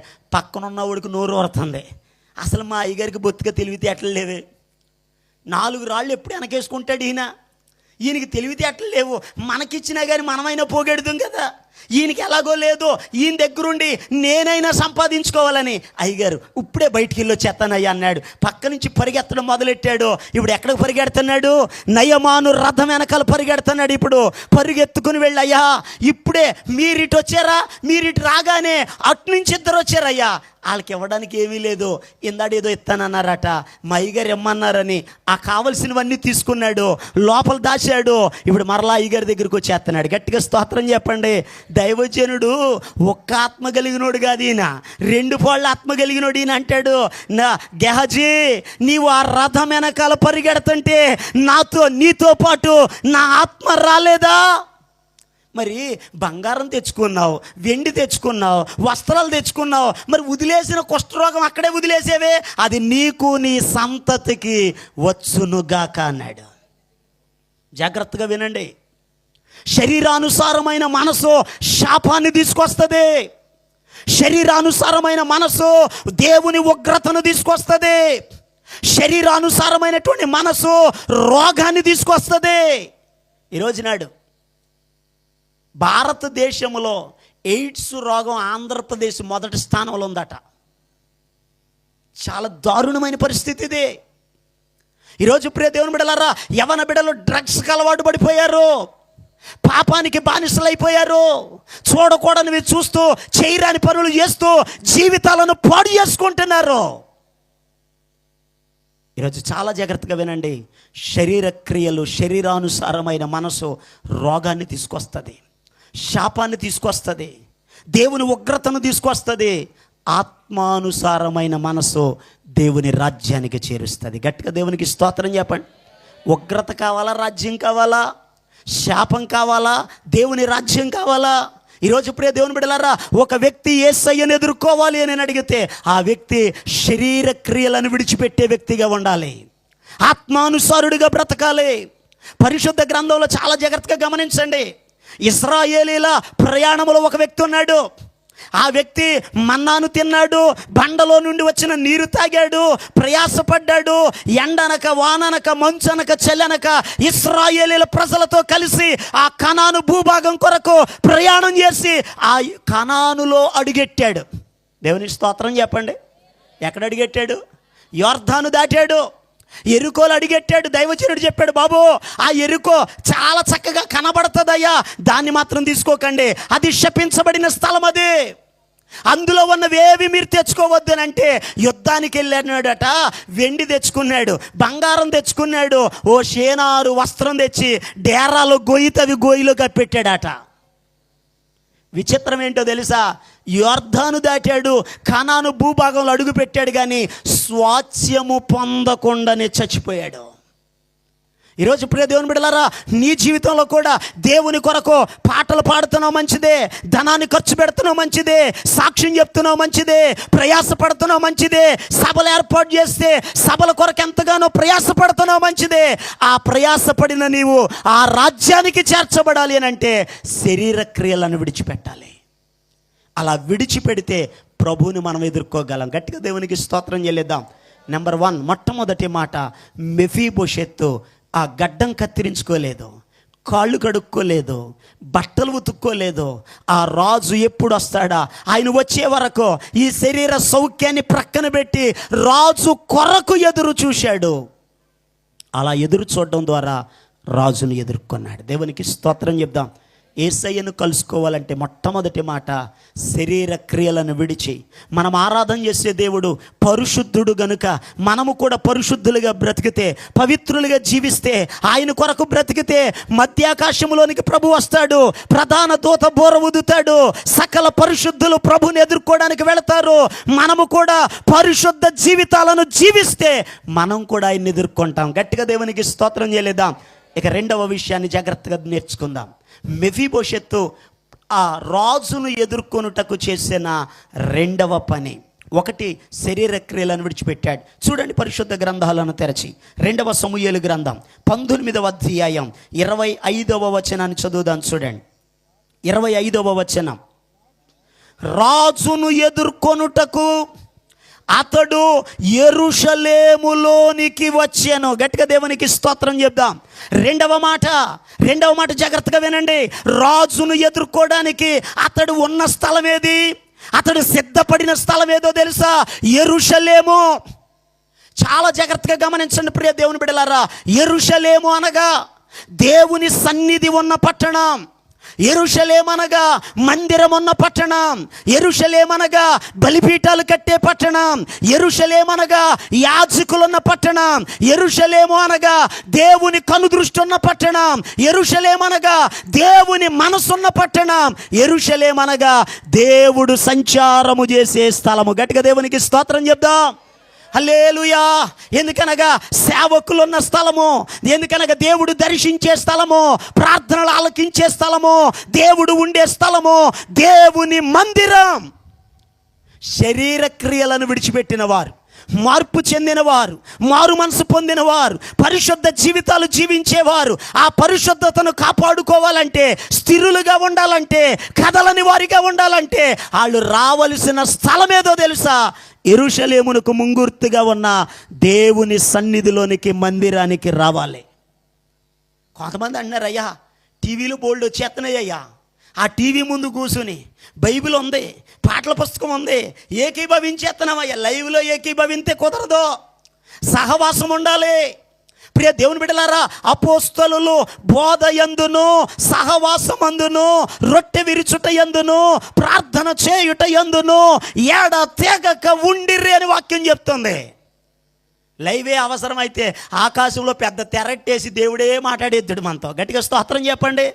సంఘాన్ని దేవుడిచ్చాడు, మందిరాన్ని ఇచ్చాడు, సేవకుణ్ణి ఇచ్చాడు. ప్రియ దేవుని బిడ్డలారా, ఆయనను ఎదుర్కోవాలి అని అంటే మనం ఎక్కడికి రావాలో తెలుసా? మందిరంలోనికి రావాలి, ప్రార్థనలో ఎదగాలి, వాక్యమును వినాలి, ఉపవాసాలు ఉండాలి, కనిపెట్టాలి. దేవునిలో ఆధ్యాత్మికంగా ఎదిగే అనుభవాలు రాకడలో ఒక ఆమె ఎదుర్కొంది. ఆమె ఎక్కడుండి ఎదుర్కొంది? యెరూషలేములో మందిరములో ఉండి ఎదుర్కొంది. దేవునికి స్తోత్రం చెప్పండి. ఎక్కడుండి ఎదుర్కొంది? యేసయ్య పుట్టిన తర్వాత 7వ రోజు సున్నతి చేయించి యేసయ్యను మందిరంలోకి తీసుకొచ్చారు. ఆ మందిరంలో దైవజనుడు ప్రార్థన చేసి ప్రవచిస్తూ ఉన్నాడు. ఈ లోపల నుండి ఆమె కూడా వచ్చిందట. ఎవరామె? ఆషేరు గోత్రికురాలు, పనుయేలు కుమార్తె అన్నా. ఈ అన్న గురించి వాక్యంలో రాయబడి ఉంది. 84 సంవత్సరాలు విధవరాలయ్యుండి, నాకు నచ్చిన అద్భుతమైన మాట ఏంటి తెలుసా? దేవాలయమును వీడువక. చెప్పండి, ఏం చేయలేదు? 84 సంవత్సరాలు ఏం విడిచిపెట్టలేదు? దేవాలయాన్ని విడిచిపెట్టలేదు. ఎందుకనగా శరీర సౌఖ్యాన్ని విడిచిపెట్టింది, శరీర సౌఖ్యాన్ని విడిచిపెట్టింది, బంధువులను విడిచిపెట్టింది, అన్నదమ్ములను విడిచిపెట్టింది, స్నేహితులను విడిచిపెట్టింది, తనకున్నటువంటి వారిని విడిచిపెట్టింది. ఆమె వచ్చి దేవాలయంలో ఉంది. అక్కడ ఉన్నవారు అడుగుతున్నారమ్మా, ఇంకా చాలా వయసు ఉంది కదా, ఇక్కడ ఎందుకమ్మా, వెళ్ళు వివాహం చేసుకో. లేదయ్యా, ఇక్కడే ఉంటాను. ఎందుకో తెలుసా? లోకరక్షకుడు వస్తాడు. దేవునికి స్తోత్రం చెప్పండి. లోకరక్షకుడిని ఎదుర్కోవాలి, ఆయనను చూడాలి, ఆయనను ఎత్తుకోవాలి, ఆయనకు ప్రార్థన చెయ్యాలి, ఆయనను కొనియాడాలి, ఆయనను బట్టి స్తుతించాలి. ఆయనను చూచుట కొరకు మందిరాన్ని నేను విడిచిపెట్టను. గట్టిగా దేవునికి స్తోత్రం చెప్పండి. పక్కవడో మాట అంటే వచ్చే వరం గుడికి రావు నువ్వు. చాలా జాగ్రత్తగా వినండి. అయ్యగారు అక్కర్లేదు, ఇక పక్కనున్నామే ఎందుకలా కూర్చున్నావు లే అని అందా, ఇక చాలు. కునుకుపోట్లాడుతున్నప్పుడు నిద్రపోతున్నావు ఎందుకు అందా, ఇక గొడవే, మామూలు గొడవ కాదు. ఎవరెవరో కొరకు మందిరాన్ని విడిచిపెట్టేస్తున్నావు. అసలు నువ్వు మందిరానికి వచ్చింది సిద్ధపడుట కొరకు, రాబోతున్న ప్రభువును ఎదుర్కోవడం కోసం. మందిరాన్ని విడిచిపెట్టొద్దు, యెరూషలేమును విడిచిపెట్టొద్దు. విడిచిపెడితే క్షేమం కాదు. 122వ కీర్తనలో కీర్తనాకారుడు అంటాడు, యెరూషలేము క్షేమము కొరకు మీరు ప్రార్థన చేయండి. ఎందుకంటే ఆ క్షేమం మీకు క్షేమం అవుతుంది. ప్రియ దేవుని యొక్క బిడ్డలారా, మందిరమును యెరూషలేమును విడిచిపెట్టకూడదు. పరిశుద్ధ గ్రంథంలో ఒక ఆమె విడిచిపెట్టి నష్టపోయింది, ఒక ఆమె వచ్చి అభివృద్ధి చెందింది. గట్టిగా దేవుని స్తోత్రం చెప్పండి. వాళ్ళిద్దరు బయట వాళ్ళు కదా, ఒక ఇంట్లో వాళ్ళే, అత్త కోడళ్ళే. అత్తగారు ఎవరో? నయోమి. ఎందుకనగా దేశంలో కరువు వచ్చింది. భర్త గారి దగ్గరికి వెళ్ళిపోయింది, అయ్యా కరువు వచ్చేసింది, ఇక్కడ 2 కొడుకులు ఉన్నారు, ఇక్కడ మనం బతకలేం, వదిలిపెట్టేసేద్దాం. బెత్లెహేమును విడిచిపెట్టింది, యెరూషలేమును విడిచిపెట్టింది, దేవుని ప్రజలను విడిచిపెట్టింది, యాజకులను విడిచిపెట్టింది, మందిరాలను విడిచిపెట్టింది, బలిపీఠాన్ని విడిచిపెట్టింది, ధర్మశాస్త్రం విడిచిపెట్టింది, మోయాబులో కాపురం ఉండుటకై వెళ్ళిపోయింది. అక్కడికి వెళ్ళిన తర్వాత కొన్ని సంవత్సరాలు ఉంది. ఉన్న తర్వాత దేవుడు బుద్ధి చెప్పడం కొరకు భర్తను తీసుకున్నాడు. భర్త చనిపోయిన తర్వాత బుద్ధి రావాలి కదా. అరే, ఇక్కడ నాకు కీడు కలుగుతుంది, ఇక్కడ నాకు భద్రత లేదు, క్షేమం లేదు, ఆ దేవుణ్ణి విడిచిపెట్టాను, మందిరాన్ని విడిచిపెట్టాను, అందుకే నా బతుకు ఇలాగ అయిపోయిందేమోనని వచ్చేస్తే బిడ్డలన్నా దక్కేవాళ్ళేమో. దేవుని వాక్యం చెప్తుంది, అక్కడ నిలిచి ఉందట. చెప్పండి ఎలా ఉంది? నిలిచి 2 కుమారులకి వివాహం చేసింది. విచిత్రం ఏంటంటే, వివాహం అయ్యింది కానీ వారి జీవితాల్లో సంతోషం లేదు, వివాహం అయింది కానీ ఫలాలు లేవు, వివాహమైంది కానీ సంతానం లేదు, సంతోషం లేదు. వివాహమైన కొన్ని దినాలకి పెద్ద కుమారుడు చనిపోయాడు, మరికొన్ని దినాలకి చిన్న కుమారుడు చనిపోయాడు. ఇప్పుడు వెళుతూ వెళుతూ సమృద్ధితో వెళ్ళింది, రిక్తురాలిగా మిగిలిపోయింది. కొన్ని రోజుల తర్వాత మూయబడ్డ కళ్ళు తెరవబడ్డాయి. ఒక వార్త వినబడుతుంది, యెరూషలేమును బెత్లెహేమును దేవుడు దర్శించాడు, వర్షాలు పడుతున్నాయి, పంటలు పండుతున్నాయి, సమృద్ధి ఉంది అని తెలుసుకుంది. ఈ దేశంలో ఉండను, నా దేశానికి వెళ్ళిపోతానని కోడళ్ళిద్దరిని తీసుకుంది, బయలుదేరింది. వెళుతూ వెళుతూ ఉండగా మార్గ మధ్యలో ఒక ఆలోచన వచ్చింది, అసలే నేను ముసలిదాన్ని, నాకు మళ్ళీ వీళ్ళిద్దరిని ఆవిడ పోషింతాడని ఆగందమ్మా. ఒక చిన్న మాట, నేను ముసలిదాన్ని అయిపోయాను, పిల్లల్ని కనలేను, మీకు వివాహాలు చేయలేను, నేను తిరగలేను, నా వల్ల కాదు, నా మాట వినండి, మీరు పుట్టింటికి వెళ్ళిపోండి, మీ తల్లిదండ్రులు మీకు వివాహాలు చేస్తారు అని అంటే ఆ మాట పెద్ద కోడలకి నచ్చింది. కౌగిలించుకుంది, ముద్దు పెట్టింది, ఒక ఏడుపు, చివరి ఏడుపు ఏడిచేసింది. ఆమె దారిని ఆమె వెళ్ళిపోయింది. చిన్న కోడలు ఒక చక్కని మాట అంటుంది, ఒక తీర్మానం. ఎక్కడికి వెళ్ళమంటావు నన్ను? నీ జనమే నా జనం, నీ దేవుడే నా దేవుడు. నీవు ఎక్కడైతే ఇంతవరకు నివసించావో, నీవు నివసించిన చోటుకి నేను వస్తాను. దేవునికి స్తోత్రం చెప్పండి, గట్టిగా దేవునికి స్తోత్రం చెప్పండి. ఆ చోటును నేను విడిచిపెట్టను. నీవు నివసించు చోట నేను నివసిస్తాను, నీవు మృతి పొందు చోట నేను మృతి పొందుతాను అని అంది. ఆ మాట చెప్పగానే వాక్యంలో రాయబడిన మాట, తనతో వచ్చుటకు ఆమెకు మనసు కుదిరినదని నయోమి గుర్తించి తీసుకొని వెళ్ళింది. విచిత్రం ఏంటో తెలుసా? ఇక్కడ మోడు బారిపోయిన జీవితం, మొద్దులాంటి జీవితం, సంతానం లేనటువంటి ఆమె తన జీవితంలో వివాహమైన తర్వాత ఇంట్లో ఏ మీటింగు జరిగినా కానీ జ్ఞాపకార్థ కూడికలే కానీ పుట్టినరోజు కూడికలు లేవు, సంతోషకరమైన మీటింగులు లేవు. ఎప్పుడైతే మోయాబును విడిచి బెత్లెహేముకు వచ్చిందో, యెరూషలేముకు వచ్చిందో, పొలములో ఒక ఆయన ఎదుర్కొంది. గట్టిగా దేవునికి స్తోత్రం చెప్పండి. హల్లెలూయా. ఆయన ఆదరిస్తూ ఉన్నాడు, ధైర్యపరుస్తున్నాడు, ఆహారం ఇస్తున్నాడు, ప్రేమతో మాట్లాడుతున్నాడు, భద్రత కల్పించాడు.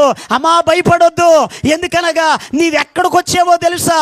యెహోవా రెక్కల నీడన సురక్షితంగా ఉండడానికి వచ్చావన్నాడు. గట్టిగా దేవునికి స్తోత్రం చెప్పండి. మోయాబును విడిచి, లోకమును విడిచి యెహోవా సన్నిధి, దేవుని మందిరం, దేవుని రెక్కల నీడకొచ్చింది.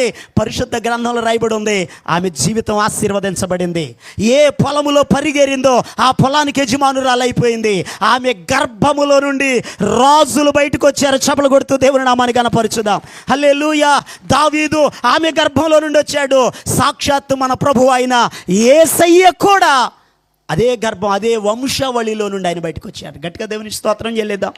ఈరోజు ఈ మాటలు వింటున్న ప్రియ దేవుని బిడ్డలారా, సన్నిధిని విడిచిపెట్టిన ఒక ఆమెమో మోడురాలుగా మిగిలిపోయింది. సన్నిధి కొరకు ఆశతో వచ్చినటువంటి ఆమె ఫలభరితంగా మార్చబడింది. ఆ నయోమియే సాక్ష్యం ఇస్తుంది, అమ్మా నన్ను నయోమి అనొద్దు, ఎందుకనగా నా జీవితం ఇప్పుడు మధురము కాదు, మారాగా మార్చబడింది. ఒకప్పుడు సమృద్ధి కలిగిన దానినే, కానీ ఇప్పుడు నేను ఎవరిని? రిక్తురాల్ని. దేవుని సన్నిధిని విడిచిపెడితే రిక్తులమైపోతాం, ఏమీ లేని వారం అయిపోతాం. ఎందుకనగా పరిశుద్ధ గ్రంథంలో రాయబడి ఉంది, ఒక మనుష్యుడు యెరూషలేము నుండి యెరికో పట్టణానికి దిగెళ్ళిపోతున్నాడట. దిగెళ్ళిపోయినాడు ఎవరి చేతికి పడ్డాడు? దొంగల చేతిలో పడ్డాడు. పట్టుకుని కొట్టేశారు, వస్త్రాలను దోచుకున్నారు, కొర ప్రాణంతో విడిచిపెట్టారు. మనం అడుగుదాం, బాబు నీ బతుకెందుకు అలాగైపోయింది? యెరూషలేమును విడిచిపెట్టానయ్యా. నిజమే ప్రియ దేవుని బిడ్డలారా, యెరూషలేము అనబడిన దేవుని సన్నిధిని విడిచిపెట్టొద్దు. దేవుని సన్నిధిలో ఉంటే సమృద్ధి ఉంది, యేసయ్యతో ఉంటే సమృద్ధి ఉంది. యేసు ప్రభు శిష్యులు కూడా అలాగే అనుకున్నారు. యేసయ్యతో వరకు మనతో ఉండేవాడు, ఎక్కడికి వెళ్ళినా గౌరవమే, ఎక్కడికి వెళ్ళినా రొట్లే, ఎక్కడికి వెళ్ళినా చేపలే, ఎక్కడికి వెళ్ళినా మంచి భోజనాలే. యేసయ్య లేడు, మనకు భోజనం పెట్టేవాళ్ళు లేరు. కాబట్టి పేతురు గారు అన్నాడు, ఇదిగో వల భోజనం వేసుకుని నేను వెళ్ళిపోతున్నాను అన్నాడు. తా చెడిన కోతంట వనమంతా చేసింది, వెళ్ళేవాడు ఒక్కడు వెళ్ళిపోవచ్చు కదా, 7గురిని కూడా తీసుకెళ్ళిపోయాడు. మొదలెట్టారు సందకాడ, తెల్లారే వరకు వల విసిరినోళ్ళు విసిరినట్టున్నారు, లాగినోళ్ళు లాగినట్టే ఉన్నారు, ఏమీ సంపాదించలేదు. వాక్యంలో రాయబడి ఉంది, యోహాను సువార్త 21వ అధ్యాయంలో యేసయ్య దరిని నిలిచి ఇప్పుడు అడుగుతున్నాడు, పిల్లలారా భోజనానికి ఏమైనా ఉన్నదా?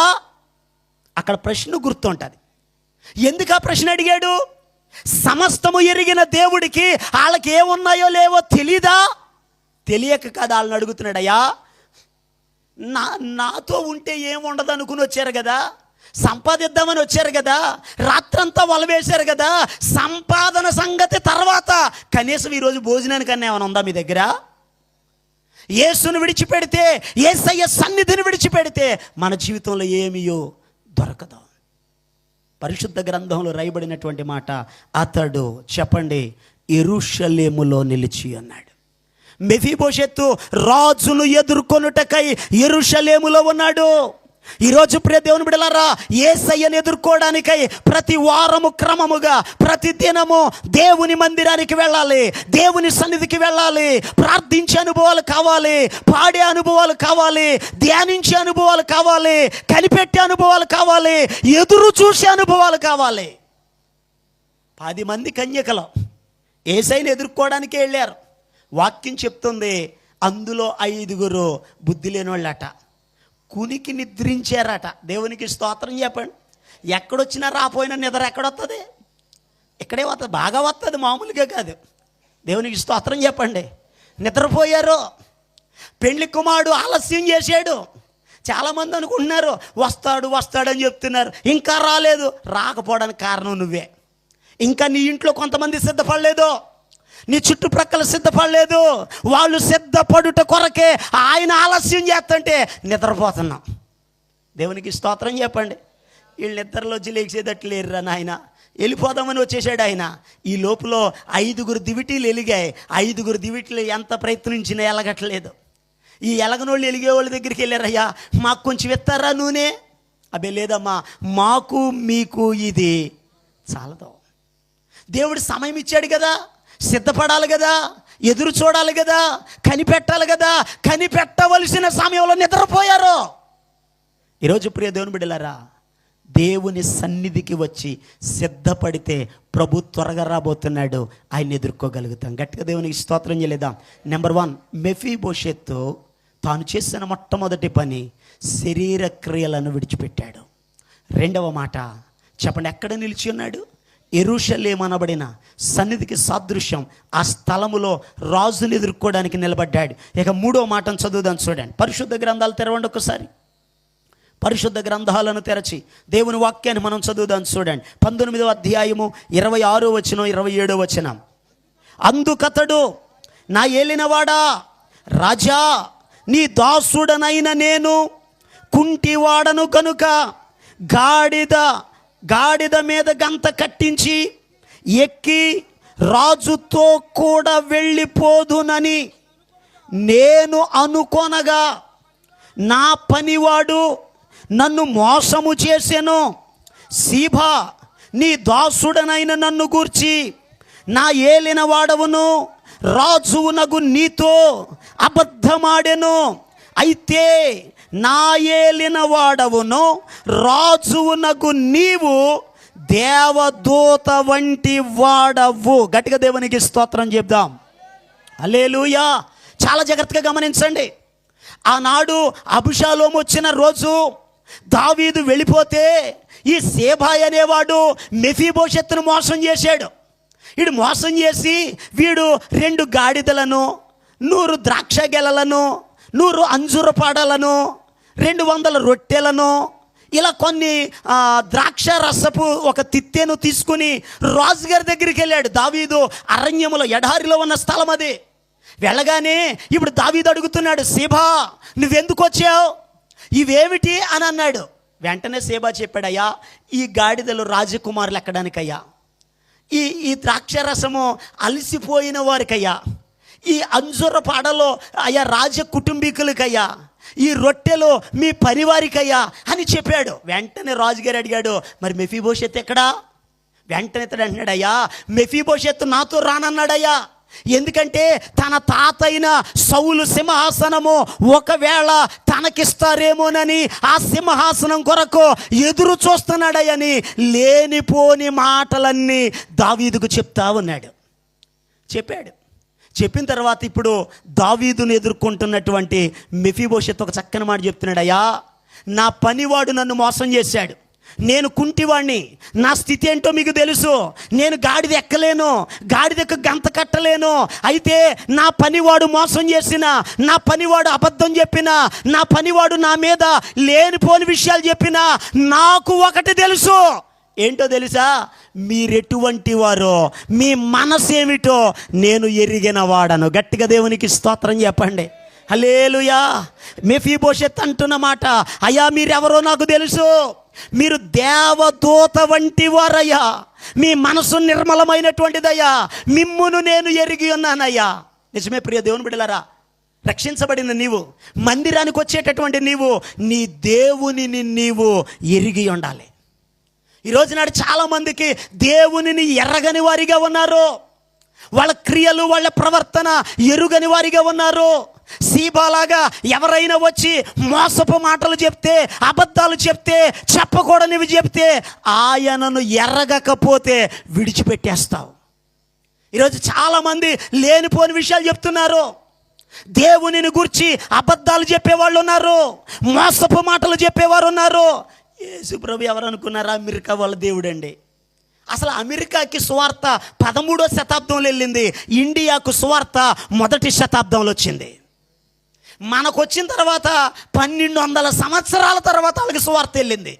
అమెరికా వాళ్ళ దేవుడా, ఇండియా వాళ్ళ దేవుడా? స్తోత్రం చెప్పండి. ఎరగనోళ్ళు ఏవో చెప్తారో, అమెరికా వాళ్ళ దేవుడండి, ఫలానా మతస్థుల దేవుడండి, ఫలానా 2 కులాల వాళ్ళ దేవుడండి, ఫలానా వాళ్ళకి చెందిన దేవుడండి. నేనంటాను, ఎరగని వాడు ప్రతి మాట నమ్ముతాడు. ఈరోజు ఆరాధించే నీవు నీ దేవునిని నీవు ఎరిగి ఉండాలి. ఆయన ఎటువంటి వాడో ఎరగాలి, ఆయన కార్యాలు ఏమిటో ఎరగాలి, ఆయన మనసు ఎటువంటిది ఎరగాలి, ఆయన పనులు ఎటువంటివో ఎరగాలి, ఆయన అద్భుతాలు ఎటువంటివో ఎరగాలి. అలా ఎరిగితే ఎంతమంది ఎన్ని చెప్పినా ఆయన్ని విడిచిపెట్టవో. ఈరోజు ప్రచారాలు ఎక్కువైపోయాయి. దేవుని మీద నిందలేసేవాళ్ళు, దేవుని గురించి చెడ్డగా చెప్పేవాళ్ళు, దేవుని గురించి లేనిపోనివి చెప్పేవాళ్ళు.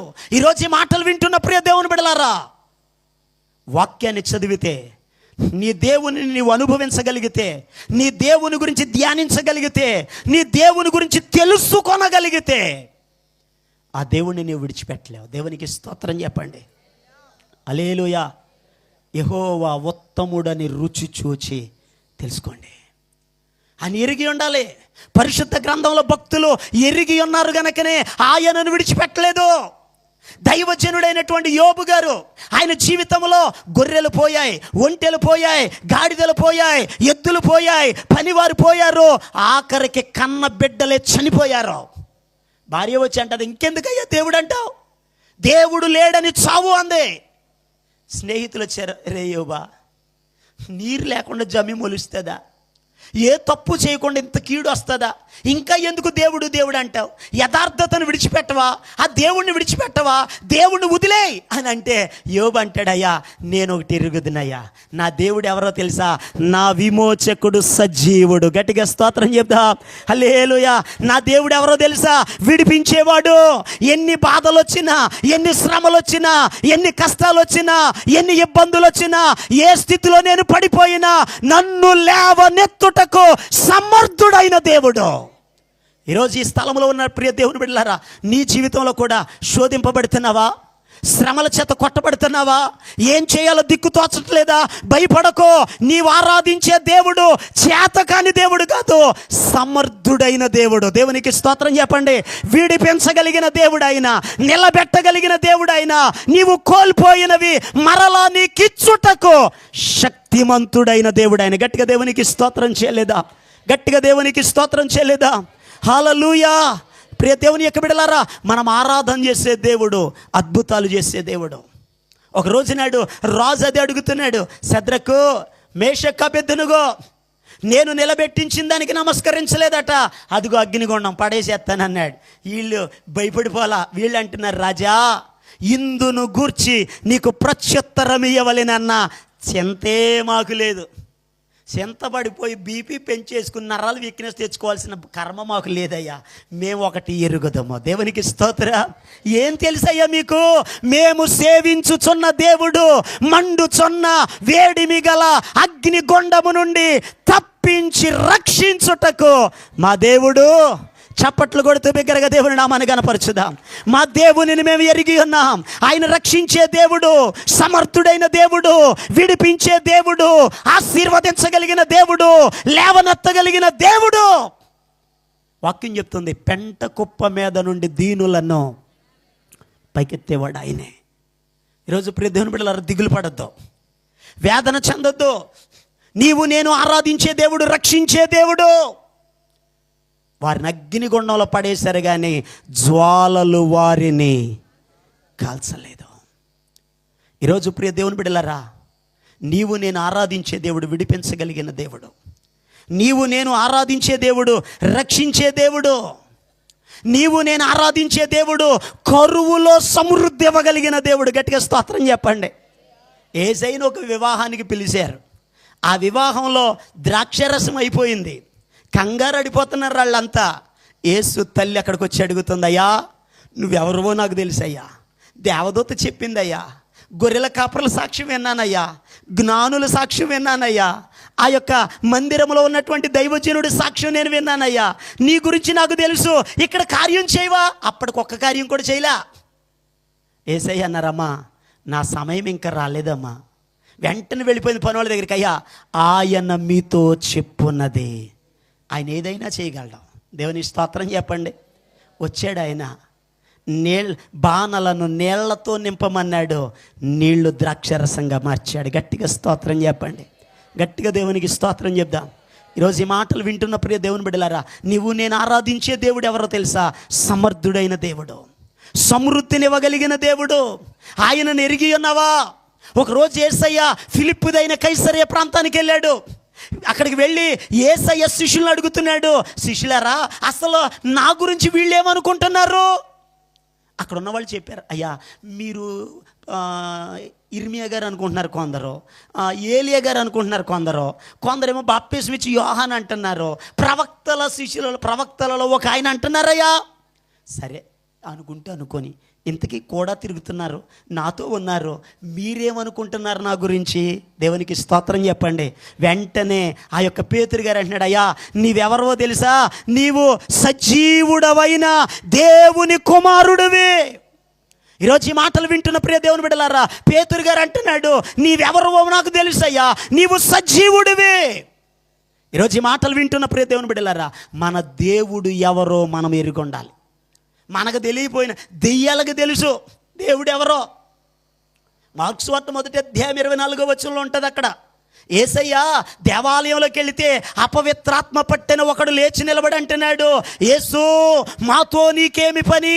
నీవెవరవో మాకు తెలుసు, నీవు దేవుని పరిశుద్ధుడవు. దేవునికి స్తోత్రం.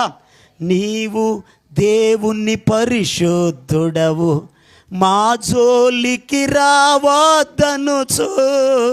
నీవు దేవుని పరిశుద్ధుడవు, మా జోలికి రావద్దనుచు. దయ్యములే గుర్తించి చాటగా మీకేమి తోచుచున్నది? క్రీస్తుని గూర్చి మీకు ఏమి తోచుచున్నది? పరుడని నరుడని భ్రమపడకండి, దేవుని కుమారుడు, ఆయన దేవుని కుమారుడు. హల్లెలూయా. యేసు సజీవుడు, యేసయ్య మరణమును గెలిచి తిరిగి లేచినవాడు. ఆయన సమాధిని గెలిచి లేచాడు గనక చనిపోయిన వారిని కూడా తిరిగి లేపుతాడు. ఆయన ఎవరో ఎరిగి ఉండాలి. ఆయన్ని ఎదుర్కోవాలంటే ఆయన తెలియకుండా ఆయన ఎలా ఎదుర్కొంటావు? ఎందుకనగా మెఫీబోషెత్తు ఇప్పుడు రాజును ఎదుర్కొనుట కొరకు శరీర క్రియలు విడిచిపెట్టాడు. రెండవది యెరూషలేములో కనిపెడుతున్నాడు. మూడవది దావీదును గూర్చి లేక రాజును ఎరిగినవాడు. ఇక 4వ మాటను కూడా చదువుదాం చూడండి, కిందకు చదువుదాం. 28వ వచనం చదువుదాం చూడండి. నా తండ్రి ఇంటి వారందరూ నా ఏలిన వాడవును, రాజువునగు నీ దృష్టికి మృతుల వంటి వారయ్యుండగా నీవు నీ బల్ల యొద్ద భోజనము చేయు వారిలో నీ దాసుడనైన నన్ను చేర్చితివి. గట్టిగా దేవునికి స్తోత్రం చెప్పండి. 4వ మాట, కృతజ్ఞత కలిగిన వాడు. చెప్పండి, ఎవరండి ఇతడు? మెఫీబోషెత్తు రాజును ఎదుర్కోవడానికి కారణం ఏంటో తెలుసా? దేవునిని ఎరిగినవాడు. నెక్స్ట్ 4వ మాట, కృతజ్ఞత కలిగిన వాడు. తన స్థితి ఏంటో తనకు తెలుసు. తాను ఏ స్థితిలో నుండి ఆ రాజగృహానికి వచ్చాడో తెలుసు. కుంటివాడిగా ఉన్నాడు, ఎండిన స్థలంలో ఉన్నాడు, అమ్మబడిన వాడిగా ఉన్నాడు, పనికిరాని వాడిగా ఉన్నాడు, దిక్కులేని వాడిగా ఉన్నాడు, అవమానముతో ఉన్నాడు, నిందతో ఉన్నాడు. ఆ పనికిరాని వాడిని తీసుకొచ్చి రాజు బల్ల యొద్ద కూర్చోబెట్టడమే కాదు, తాత ఆస్తి అంతా ఆయనకి ఇప్పించాడు. ఆస్తిని చూసుకుని కళ్ళు నెత్తి మీదకి రాలా. రాజు బల్ల యొద్ద కూర్చున్నాను కదా, ఇంకా నాకంటే గొప్పోడు ఎవడో లేడు అనుకోట్లా. ఆయన అంటున్నాడు, అయ్యా నా స్థితి ఏంటో తెలుసయ్యా, ఏ పరిస్థితులు ఇక్కడికి వచ్చానో తెలుసయ్యా. మా తాత మా తండ్రి మృతుల వంటి వారు చనిపోయారయ్యా. చనిపోయినా నీవు నన్ను విడిచిపెట్టలేదు, నీవు నన్ను ప్రేమించావు, నీవు నన్ను ఇక్కడ దాకా తీసుకొచ్చావు, నాకు భోజనం పెడుతున్నావు, కాబట్టి ఇంతవరకు నన్ను పోషించిన నిన్ను నేను విడిచిపెట్టను. దేవునికి స్తోత్రం చెప్పండి. ఈరోజు ఈ మాటలు వింటున్న ప్రియ దేవుని బిడ్డలారా, నువ్వు దేవుని సన్నిధికి ఏ స్థితిలో వచ్చావో నీకు తెలుసు. కొందరు రోగముతో వచ్చారు, కొందరు మనశ్శాంతి లేకుండా వచ్చారు, కొందరు బాధతో వచ్చారు, కొందరు వేదనతో వచ్చారు, కొందరు అప్పులతో వచ్చారు, కొందరు ప్రతికూల పరిస్థితులలో ఈ బ్రతికే కంటే చావే మేలని మరణానికి దగ్గరగా వెళ్ళి ఆ మరణ బంధకాల్లో నుండి దేవుని దగ్గరకు వచ్చి రక్షించబడ్డారు. ఈరోజు ఒక్కటి గుర్తుపెట్టుకోవాలి, నువ్వు ఏ స్థితిలో దేవుని దగ్గరకు వచ్చావో, దేవుడు నిన్ను ఎలా కాపాడాడో, ఎలా సమృద్ధినిచ్చాడో, ఎలా స్వస్థపరిచాడో, ఏ రీతిగా అద్భుతాలు చేశాడో, నీ జీవితంలో ఆయన చేసిన కార్యములను బట్టి కృతజ్ఞత కలిగి జీవించాలి. గట్టిగా దేవునికి స్తోత్రం చెప్పండి. ఆయన్ని ఎదుర్కోవాలంటే కృతజ్ఞత లేని బ్రతుకు మంచిది కాదు. కీర్తనకారుడు అందుకే అంటాడు, నా ప్రాణమా యెహోవాను సన్నుతించు, నా అంతరంగమునున్న సమస్తమా ఆయన పరిశుద్ధ నామాన్ని సన్నుతించు, నా ప్రాణమా యెహోవాను సన్నుతించు, ఆయన చేసిన ఉపకారములలో దేన్ని మర్చిపోవద్దా. నీ దోషాలను క్షమించాడమ్మా, సమాధిలో నుండి నీ ప్రాణాన్ని విడిపించాడమ్మా, కరుణా కటాక్షాలు నీకు కిరీటంగా ఉంచాడమ్మా, పక్షిరాజు యవనము వలె నీ యవనము క్రొత్తదగునట్లుగా మేలుతో నీ హృదయాన్ని తృప్తిపరిచాడు. ప్రాణమా మర్చిపోవద్దు, ఆయన స్తుతించు, ఆయన గణపరచు, ఆయన చేసిన మేలులను విడిచిపెట్టొద్దని తన ప్రాణముతో చెప్పుకుంటున్నాడు. దేవునికి స్తోత్రం చెప్దాం. అందుకే అపోస్తలుడైన పౌలు గారు అంటారు, ప్రతి విషయమునందును కృతజ్ఞతాస్తుతులు చెల్లించండి, ఏలాగు చేయుట మీ యేసుక్రీస్తునందు మీ విషయములో ఇది దేవుని చిత్తం, ఇది దేవుని ఉద్దేశం, ఇది దేవుని ప్రణాళిక ఉంది. కృతజ్ఞత కలిగి ఉండాలి. ఒకవేళ కృతజ్ఞత లేకపోతే దేవుడు నిన్ను లెక్క అడుగుతాడు.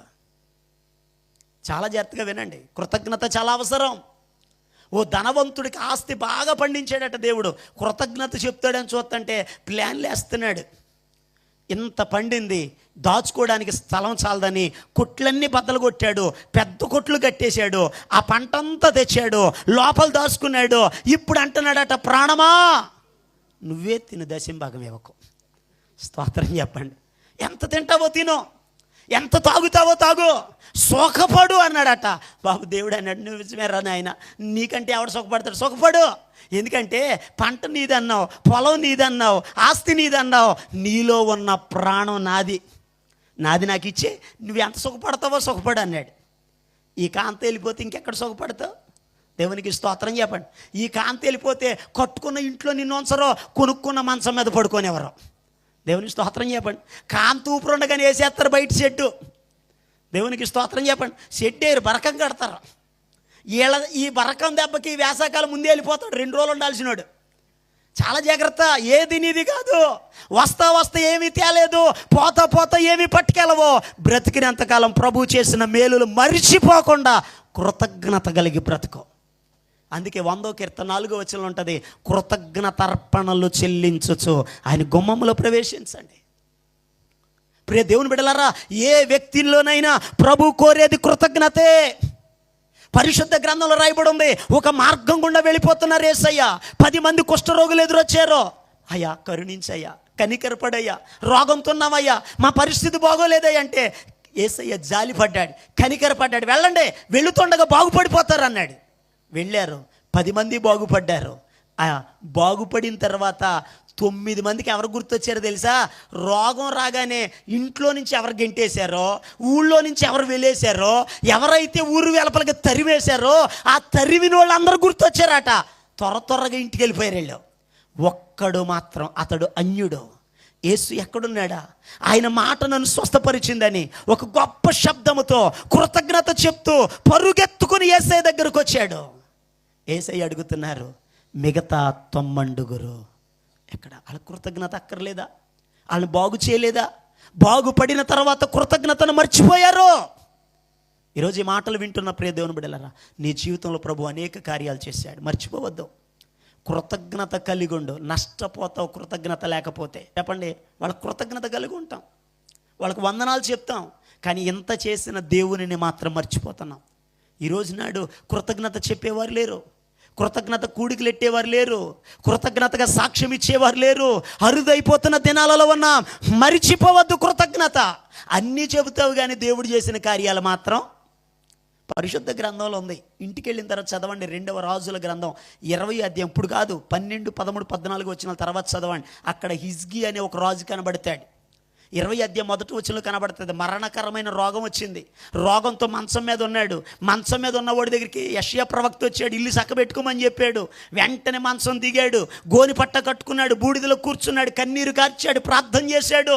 మరలా యెషయా ప్రవక్తతో దేవుడు మాట్లాడాడు, అయ్యా కన్నీరు విడవడం చూశానయ్యా, ఏడవడం చూశానయ్యా, యథార్థ హృదయుడయ్యా, సత్యంతో నడిచాడయ్యా, అన్ని జ్ఞాపకం వచ్చాయ్యా, కాబట్టి అతనికి 15 సంవత్సరాలు ఆయుష్ను పొడిగిస్తున్నానని చెప్పిరా అన్నాడు. ప్రవక్త వచ్చాడయ్యా, దేవుడు నీతో చెప్పమన్నాడు, 15 సంవత్సరాల ఆయుష్ను దేవుడు పొడిగించాడయ్యా అన్నాడు. సంతోషంగా ఎంజాయ్ చేస్తున్నాడు. ఈ లోపల బబులోను దేశంలో ఉన్న రాజుకి తెలిసింది ఆ వార్త. హిజ్కియా రాజట, రోగం వచ్చిందట, రేపో మాపో అన్నట్టున్నాడట. అబ్బాయి అతనికి కానుక ఇవ్వండి, అతనికి ఫ్రూట్స్ ఇవ్వండి, అతన్ని పరామర్శించండి, ఒక ఉత్తరం రాస్తున్నాను, ఈ ఉత్తరం పట్టుకెళ్ళి అతనికి ఇచ్చి ధైర్యంగా ఉండమని చెప్పండి అని పరామర్శించుట కొరకు బబులోను పెద్దలను పంపించాడు. పెద్దలు రాగా నేనేం చెప్పాలి? అయ్యా నా కొరకు కానుక తెచ్చారు, నా కొరకు ఫ్రూట్స్ తెచ్చారు, నాకు కావాల్సినవన్నీ తెచ్చారు, ఇంతకీ నేను బాగుపడ్డానయ్యా, నన్ను బాగు చేసింది ఎవరో? కానీ అది చెప్పలేదు. ఆయన ఏం చేశాడు తెలుసా? బబులోను దేశం నుండి వచ్చారా మీరు పెద్దల, అయితే రండి లోపలికి, ఇదిగో మా బంగారం ఇది, ఇదిగో మా డబ్బు ఇది, మా ఆయుధాలు ఇవి, మా సంస్థానం ఇది, మా దేశంలో ఉన్నది ఇదని తన దగ్గర ఉన్నదంతయు కూడా వాళ్ళకి చూపించాడు. చెప్పాల్సిన విషయాలు చెప్పాలా, చెప్పకూడనివి చెప్పాడు. వెంటనే యెషయా ప్రవక్త వచ్చాడు. రాజా మీ దగ్గరికి ఎవరు వచ్చారు? బబులోను దేశం నుండి పెద్దలు వచ్చారయ్యా. వాళ్ళకి ఏం చెప్పావు? ఏమి చెప్పలా, చూపించానయ్యా. ఏం చూపించావు? బంగారం చూపించాను, వెండి చూపించాను, వస్తువులు చూపించాను, ఆయుధాలు చూపించాను, దేశంలో ఉన్నది అంతయు చూపించాను. చూపించావా? నువ్వు చూపించిందంతా పట్టుకుపోతారు అక్కడికి అన్నాడు. దేవునికి స్తోత్రం చెప్పండి. అరే నష్టం రావడానికి కారణం హిజ్కియాయే. చేసిన మేలును చెప్పకుండా, దేవుడు ఎలా బాగు చేశాడో చెప్పకుండా, ఎలా ఆరోగ్యం ఇచ్చాడో చెప్పకుండా, ఎలా కనికరించబడ్డాడో చెప్పకుండా, చూపించకూడనివి చూపించి దేవుని కోపానికి గురయ్యాడు. కారణం కృతజ్ఞత లేకపోవడమే. ఈరోజు చాలా జాగ్రత్తగా వినండి. దేవుడు అనేక సార్లు నిన్ను బాగు చేశాడు. దైవజనులు ఇందాక చెప్పారు, 2 సార్లు కరోనా వచ్చింది. ఆయనకంటే వయసులో ఉన్న వాళ్ళు వెళ్ళిపోయారు. 80 సంవత్సరాల వయసులో వృద్ధాప్య దశలో కరోనా నుండి కూడా దేవుడు బ్రతికించాడు. దేవునికి స్తోత్ర. కృతజ్ఞత కలిగి ఉండాలి, కృతజ్ఞత చెప్పాలి, దేవుని స్తుతించాలి. ఎవరు కృతజ్ఞత కలిగి ఉంటారో వారే ప్రభుని ఎదుర్కొంటారు. ఇక 5వ మాట కూడా చెప్పి ముగించేస్తాను. మెఫీబోషెత్ శరీర క్రియలను విడిచిపెట్టాడు, యెరూషలేములో కనిపెట్టాడు, ఆయనను ఎరిగినవాడు, 4 కృతజ్ఞత కలిగిన వాడు. 5వ మాట సమస్తమును రాజు కొరకు విడిచిపెట్టినవాడు. చదువుదాం చూడండి, చివరి వచనం 30వ వచనం. అందుకు మెఫీబోషెత్తు, నా ఏలిన వాడవును, నీవు నీ నగరికి తిరిగి క్షేమముగా వచ్చి ఉన్నావు గనక అతడు అంతయు తీసుకోవచ్చు, నాకేమొద్దిక. దేవునికి స్తోత్రం చెప్పండి. ఎందుకంటే మెఫీబోషెత్తు చెప్తున్నాడు, రాజుగారు అన్నాడు, బాబు నువ్వు మోసం చేసేవని చెప్పాడు, ఆస్తి అతడికి ఇవ్వమన్నాను, తీసుకోమన్నాను, ఇప్పుడు ఆస్తి చెరో సగం చేసుకోండి అయ్యా అని అంటే మెఫీబోషెత్తు అంటాడు, చెరో సగం ఎందుకయ్యా, ఆస్తి మొత్తం తీసుకోమని సేబాని, నాకు నువ్వు ఉంటే చాలు. గట్టిగా దేవుని స్తోత్రం చెప్పండి. నాకు ఎవరు కావాలి? నువ్వే కావాలి, ఆస్తొద్దు. అనగా ప్రియ దేవుని బిడ్డలారా, దేవునిని రాజును ఎదుర్కొనుట కొరకు, రాజుతో ఉండుట కొరకు, రాజును కలుసుకొనుట కొరకు తనకున్న సమస్తమును విడిచిపెట్టినవాడు. ఈరోజు ఒక వ్యక్తి ప్రభుని కలుసుకోవాలంటే, ప్రభుతో ఉండాలంటే విడిచిపెట్టే అనుభవం కావాలి.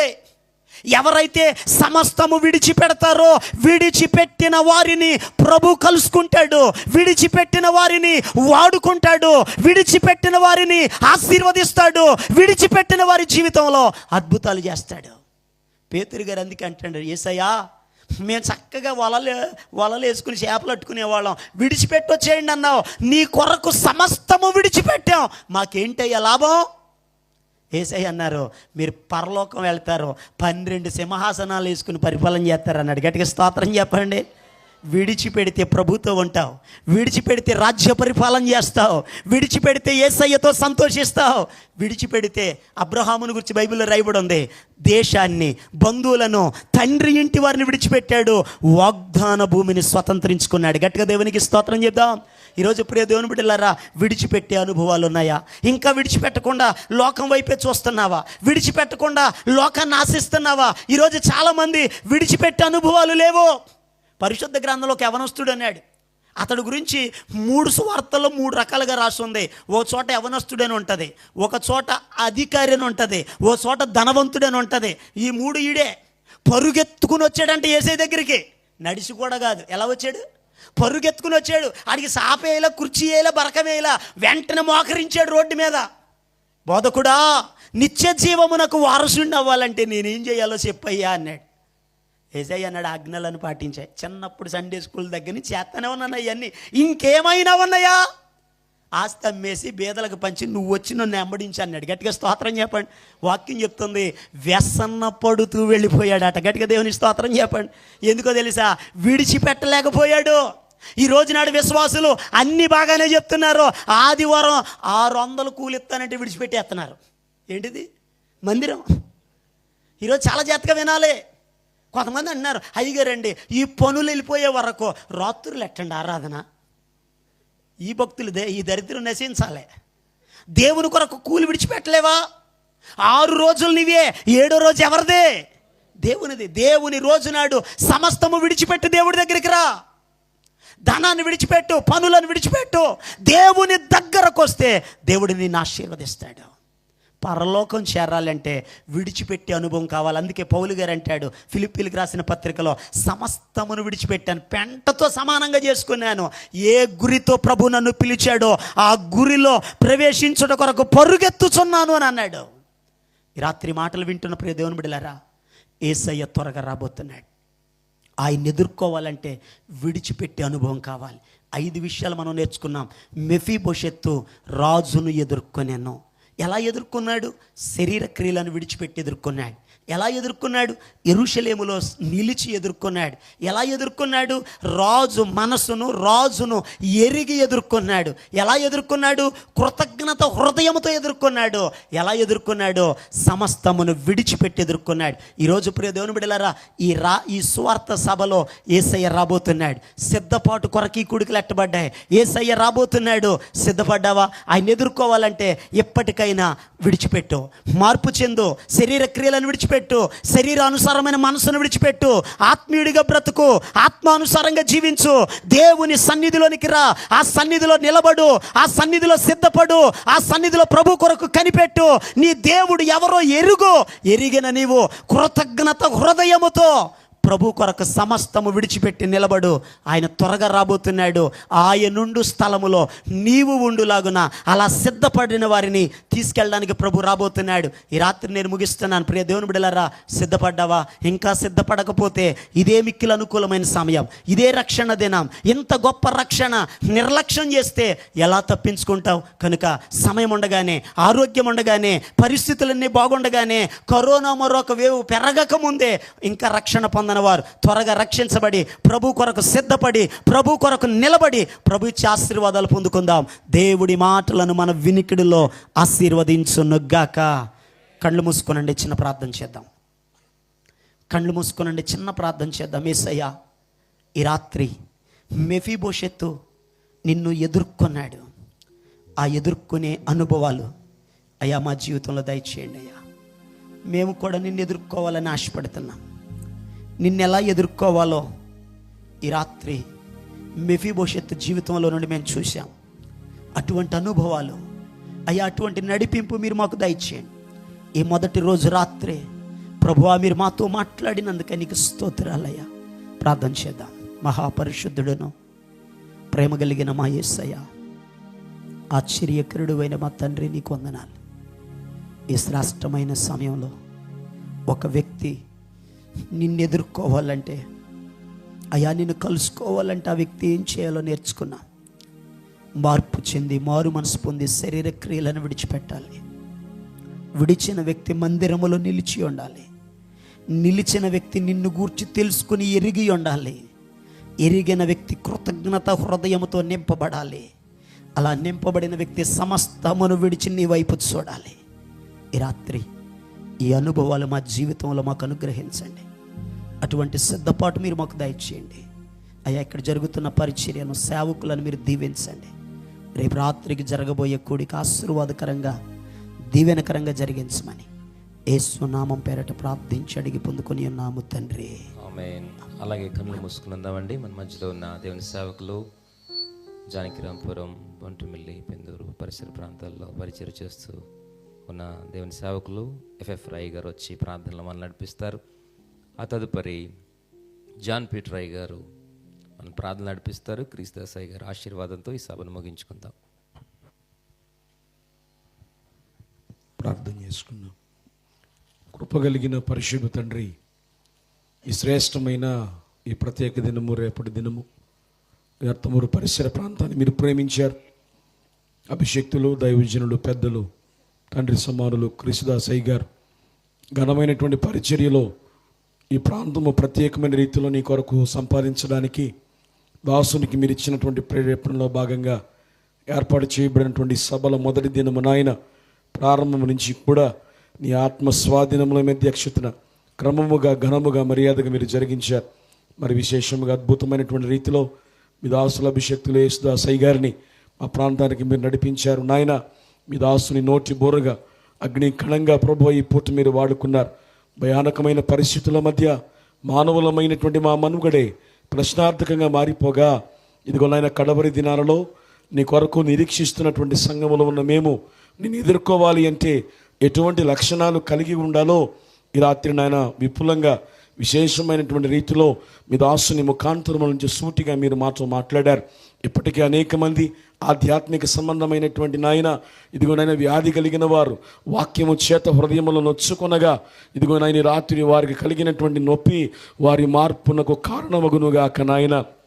పరిపూర్ణమైన విశేషమైనటువంటి నాయన సంపూర్ణతలోనికి చేరికూడినటువంటి సంఘం అంతా కూడా నడిపించబడను గాక.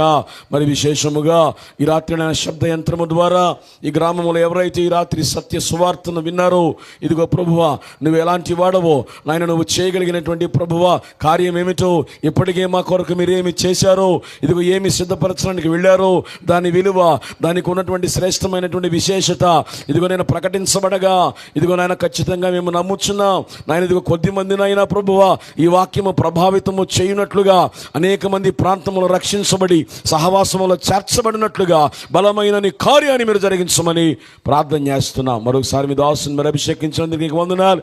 వారి పరిచర్ను సంఘాలను మీరు దీవించండి. అనేక ప్రాంతాల్లో ఇంకను బలమైనటువంటి సాధనముగా పాత్రగా అభిషేకించి మీరు వాడుకోనమని ప్రార్థన చేస్తున్నాను. ఇదిగో నన్ను రేపటి చివరి ముగింపు కోడికలో మరి విశేషమైనటువంటి మహిమతో, ప్రభావముతో ఇంక అనేక మంది చేర్చబడి సమకూర్చబడి నీ నామము గణపరచబడినట్లుగా రేపటి కూడికను కూడా మీరు జరిగించండి.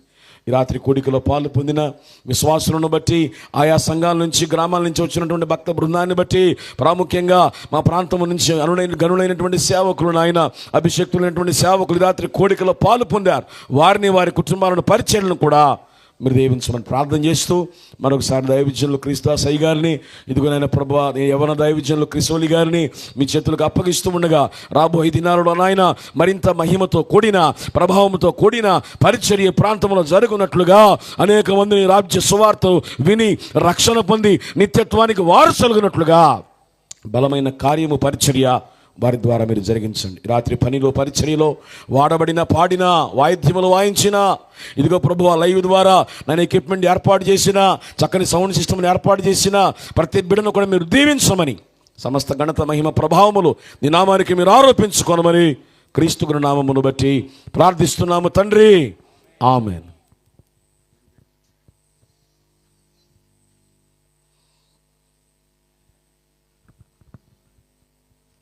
అలాగే ప్రార్థనలోకి పవిద్దాం. పరిశుద్ధుడా, ప్రేమ కలిగిన మా తండ్రి, నీ శ్రేష్టమైన నామను బట్టి వందనాలు. నీ అపారమైన ప్రేమను బట్టి, నీ దయను బట్టి ప్రభువా, ఈ యొక్క 2025 సంవత్సరంలో నాయన మీ దాసులను ప్రభువా క్రీస్తుదాస్ గారిని, కిషోర్ గారిని ప్రేమించి ప్రేరేపించి నాయన ఈ యొక్క 6వ నెలలో ప్రభువా 9, 10 తేదీల్లో నాయన ఈ ప్రాంత ప్రజల కొరకు, ఈ ప్రాంతం యొక్క ఆత్మల కొరకు నాయన, ఈ ప్రాంతంలో అనేకుల రక్షణ కొరకు వారి హృదయాలలో నాయన ప్రభు మీరు ఇచ్చిన ప్రేరణ బట్టి నీకు వందనాలు నాయన. నీ బిడ్డలు ప్రభువా ఈ 2 దినాల యొక్క సమాధాన సువార్త సభలు పెట్టడానికి నువ్వు ఇచ్చిన కృప కొరకై వందనాలు తెలియజేస్తున్నాం. ఈరోజు అనేకులను మీరు నడిపించారు. అలాగే నిలబడి మీ దాసులు నాయన యేసుదాసు గారిని నాయన మీ సిలువ కేంద్రంలో మరుగుపరిచి యేసుక్రీస్తు వారిని ఎదుర్కోవడానికి మాకు ఏమేమి కావాలో మీరు 5 కోణాల్లో ప్రభువా మీరు తెలియజేశారు నాయన.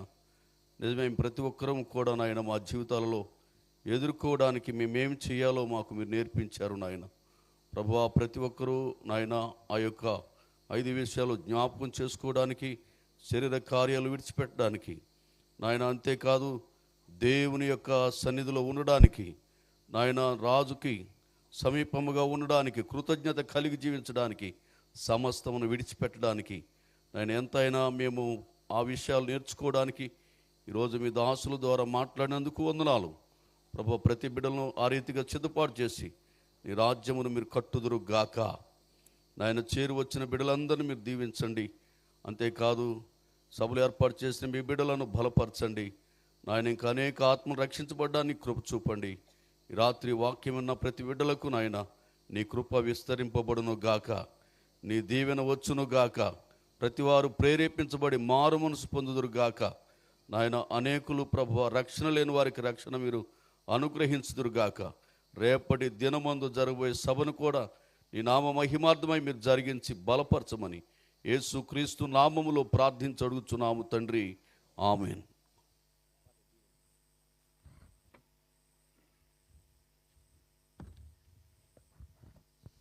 ప్రార్థన.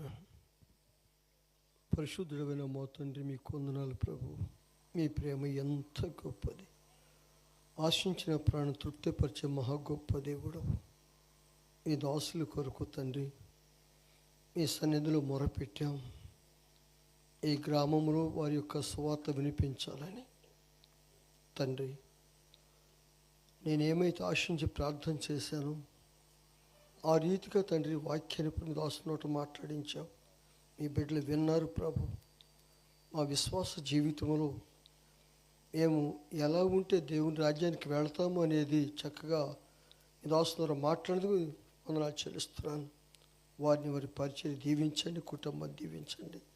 అలాగనే ప్రభు, నాతోటి సేవకులు అనేక మంది ఉన్నారు, వారిని దర్శించండి, వారి పరిచయం దీవించండి. అనేక మంది ప్రభు సంఘ బిడ్డలు అనేక మంది ఉన్నారు, వారందరూ జ్ఞాపకం చేసుకొని వారి కుటుంబాలు దీవించి బలపరచండి. రేపు రాత్రి ప్రభు మీ దాసులు పాలు చేసుకుని బహుగా వాడుకొని ఆయన మీ దాసు పట్ల కృప చూపించి బలపరచమని, ఈ కార్యక్రమం అంతట్లో ఎటువంటి అభ్యంతరాలు ఆటంకాలు లేకుండా యొక్క మహిమతో నడిపించినందుకు యేసు నామమున తండ్రి, ఆమేన్.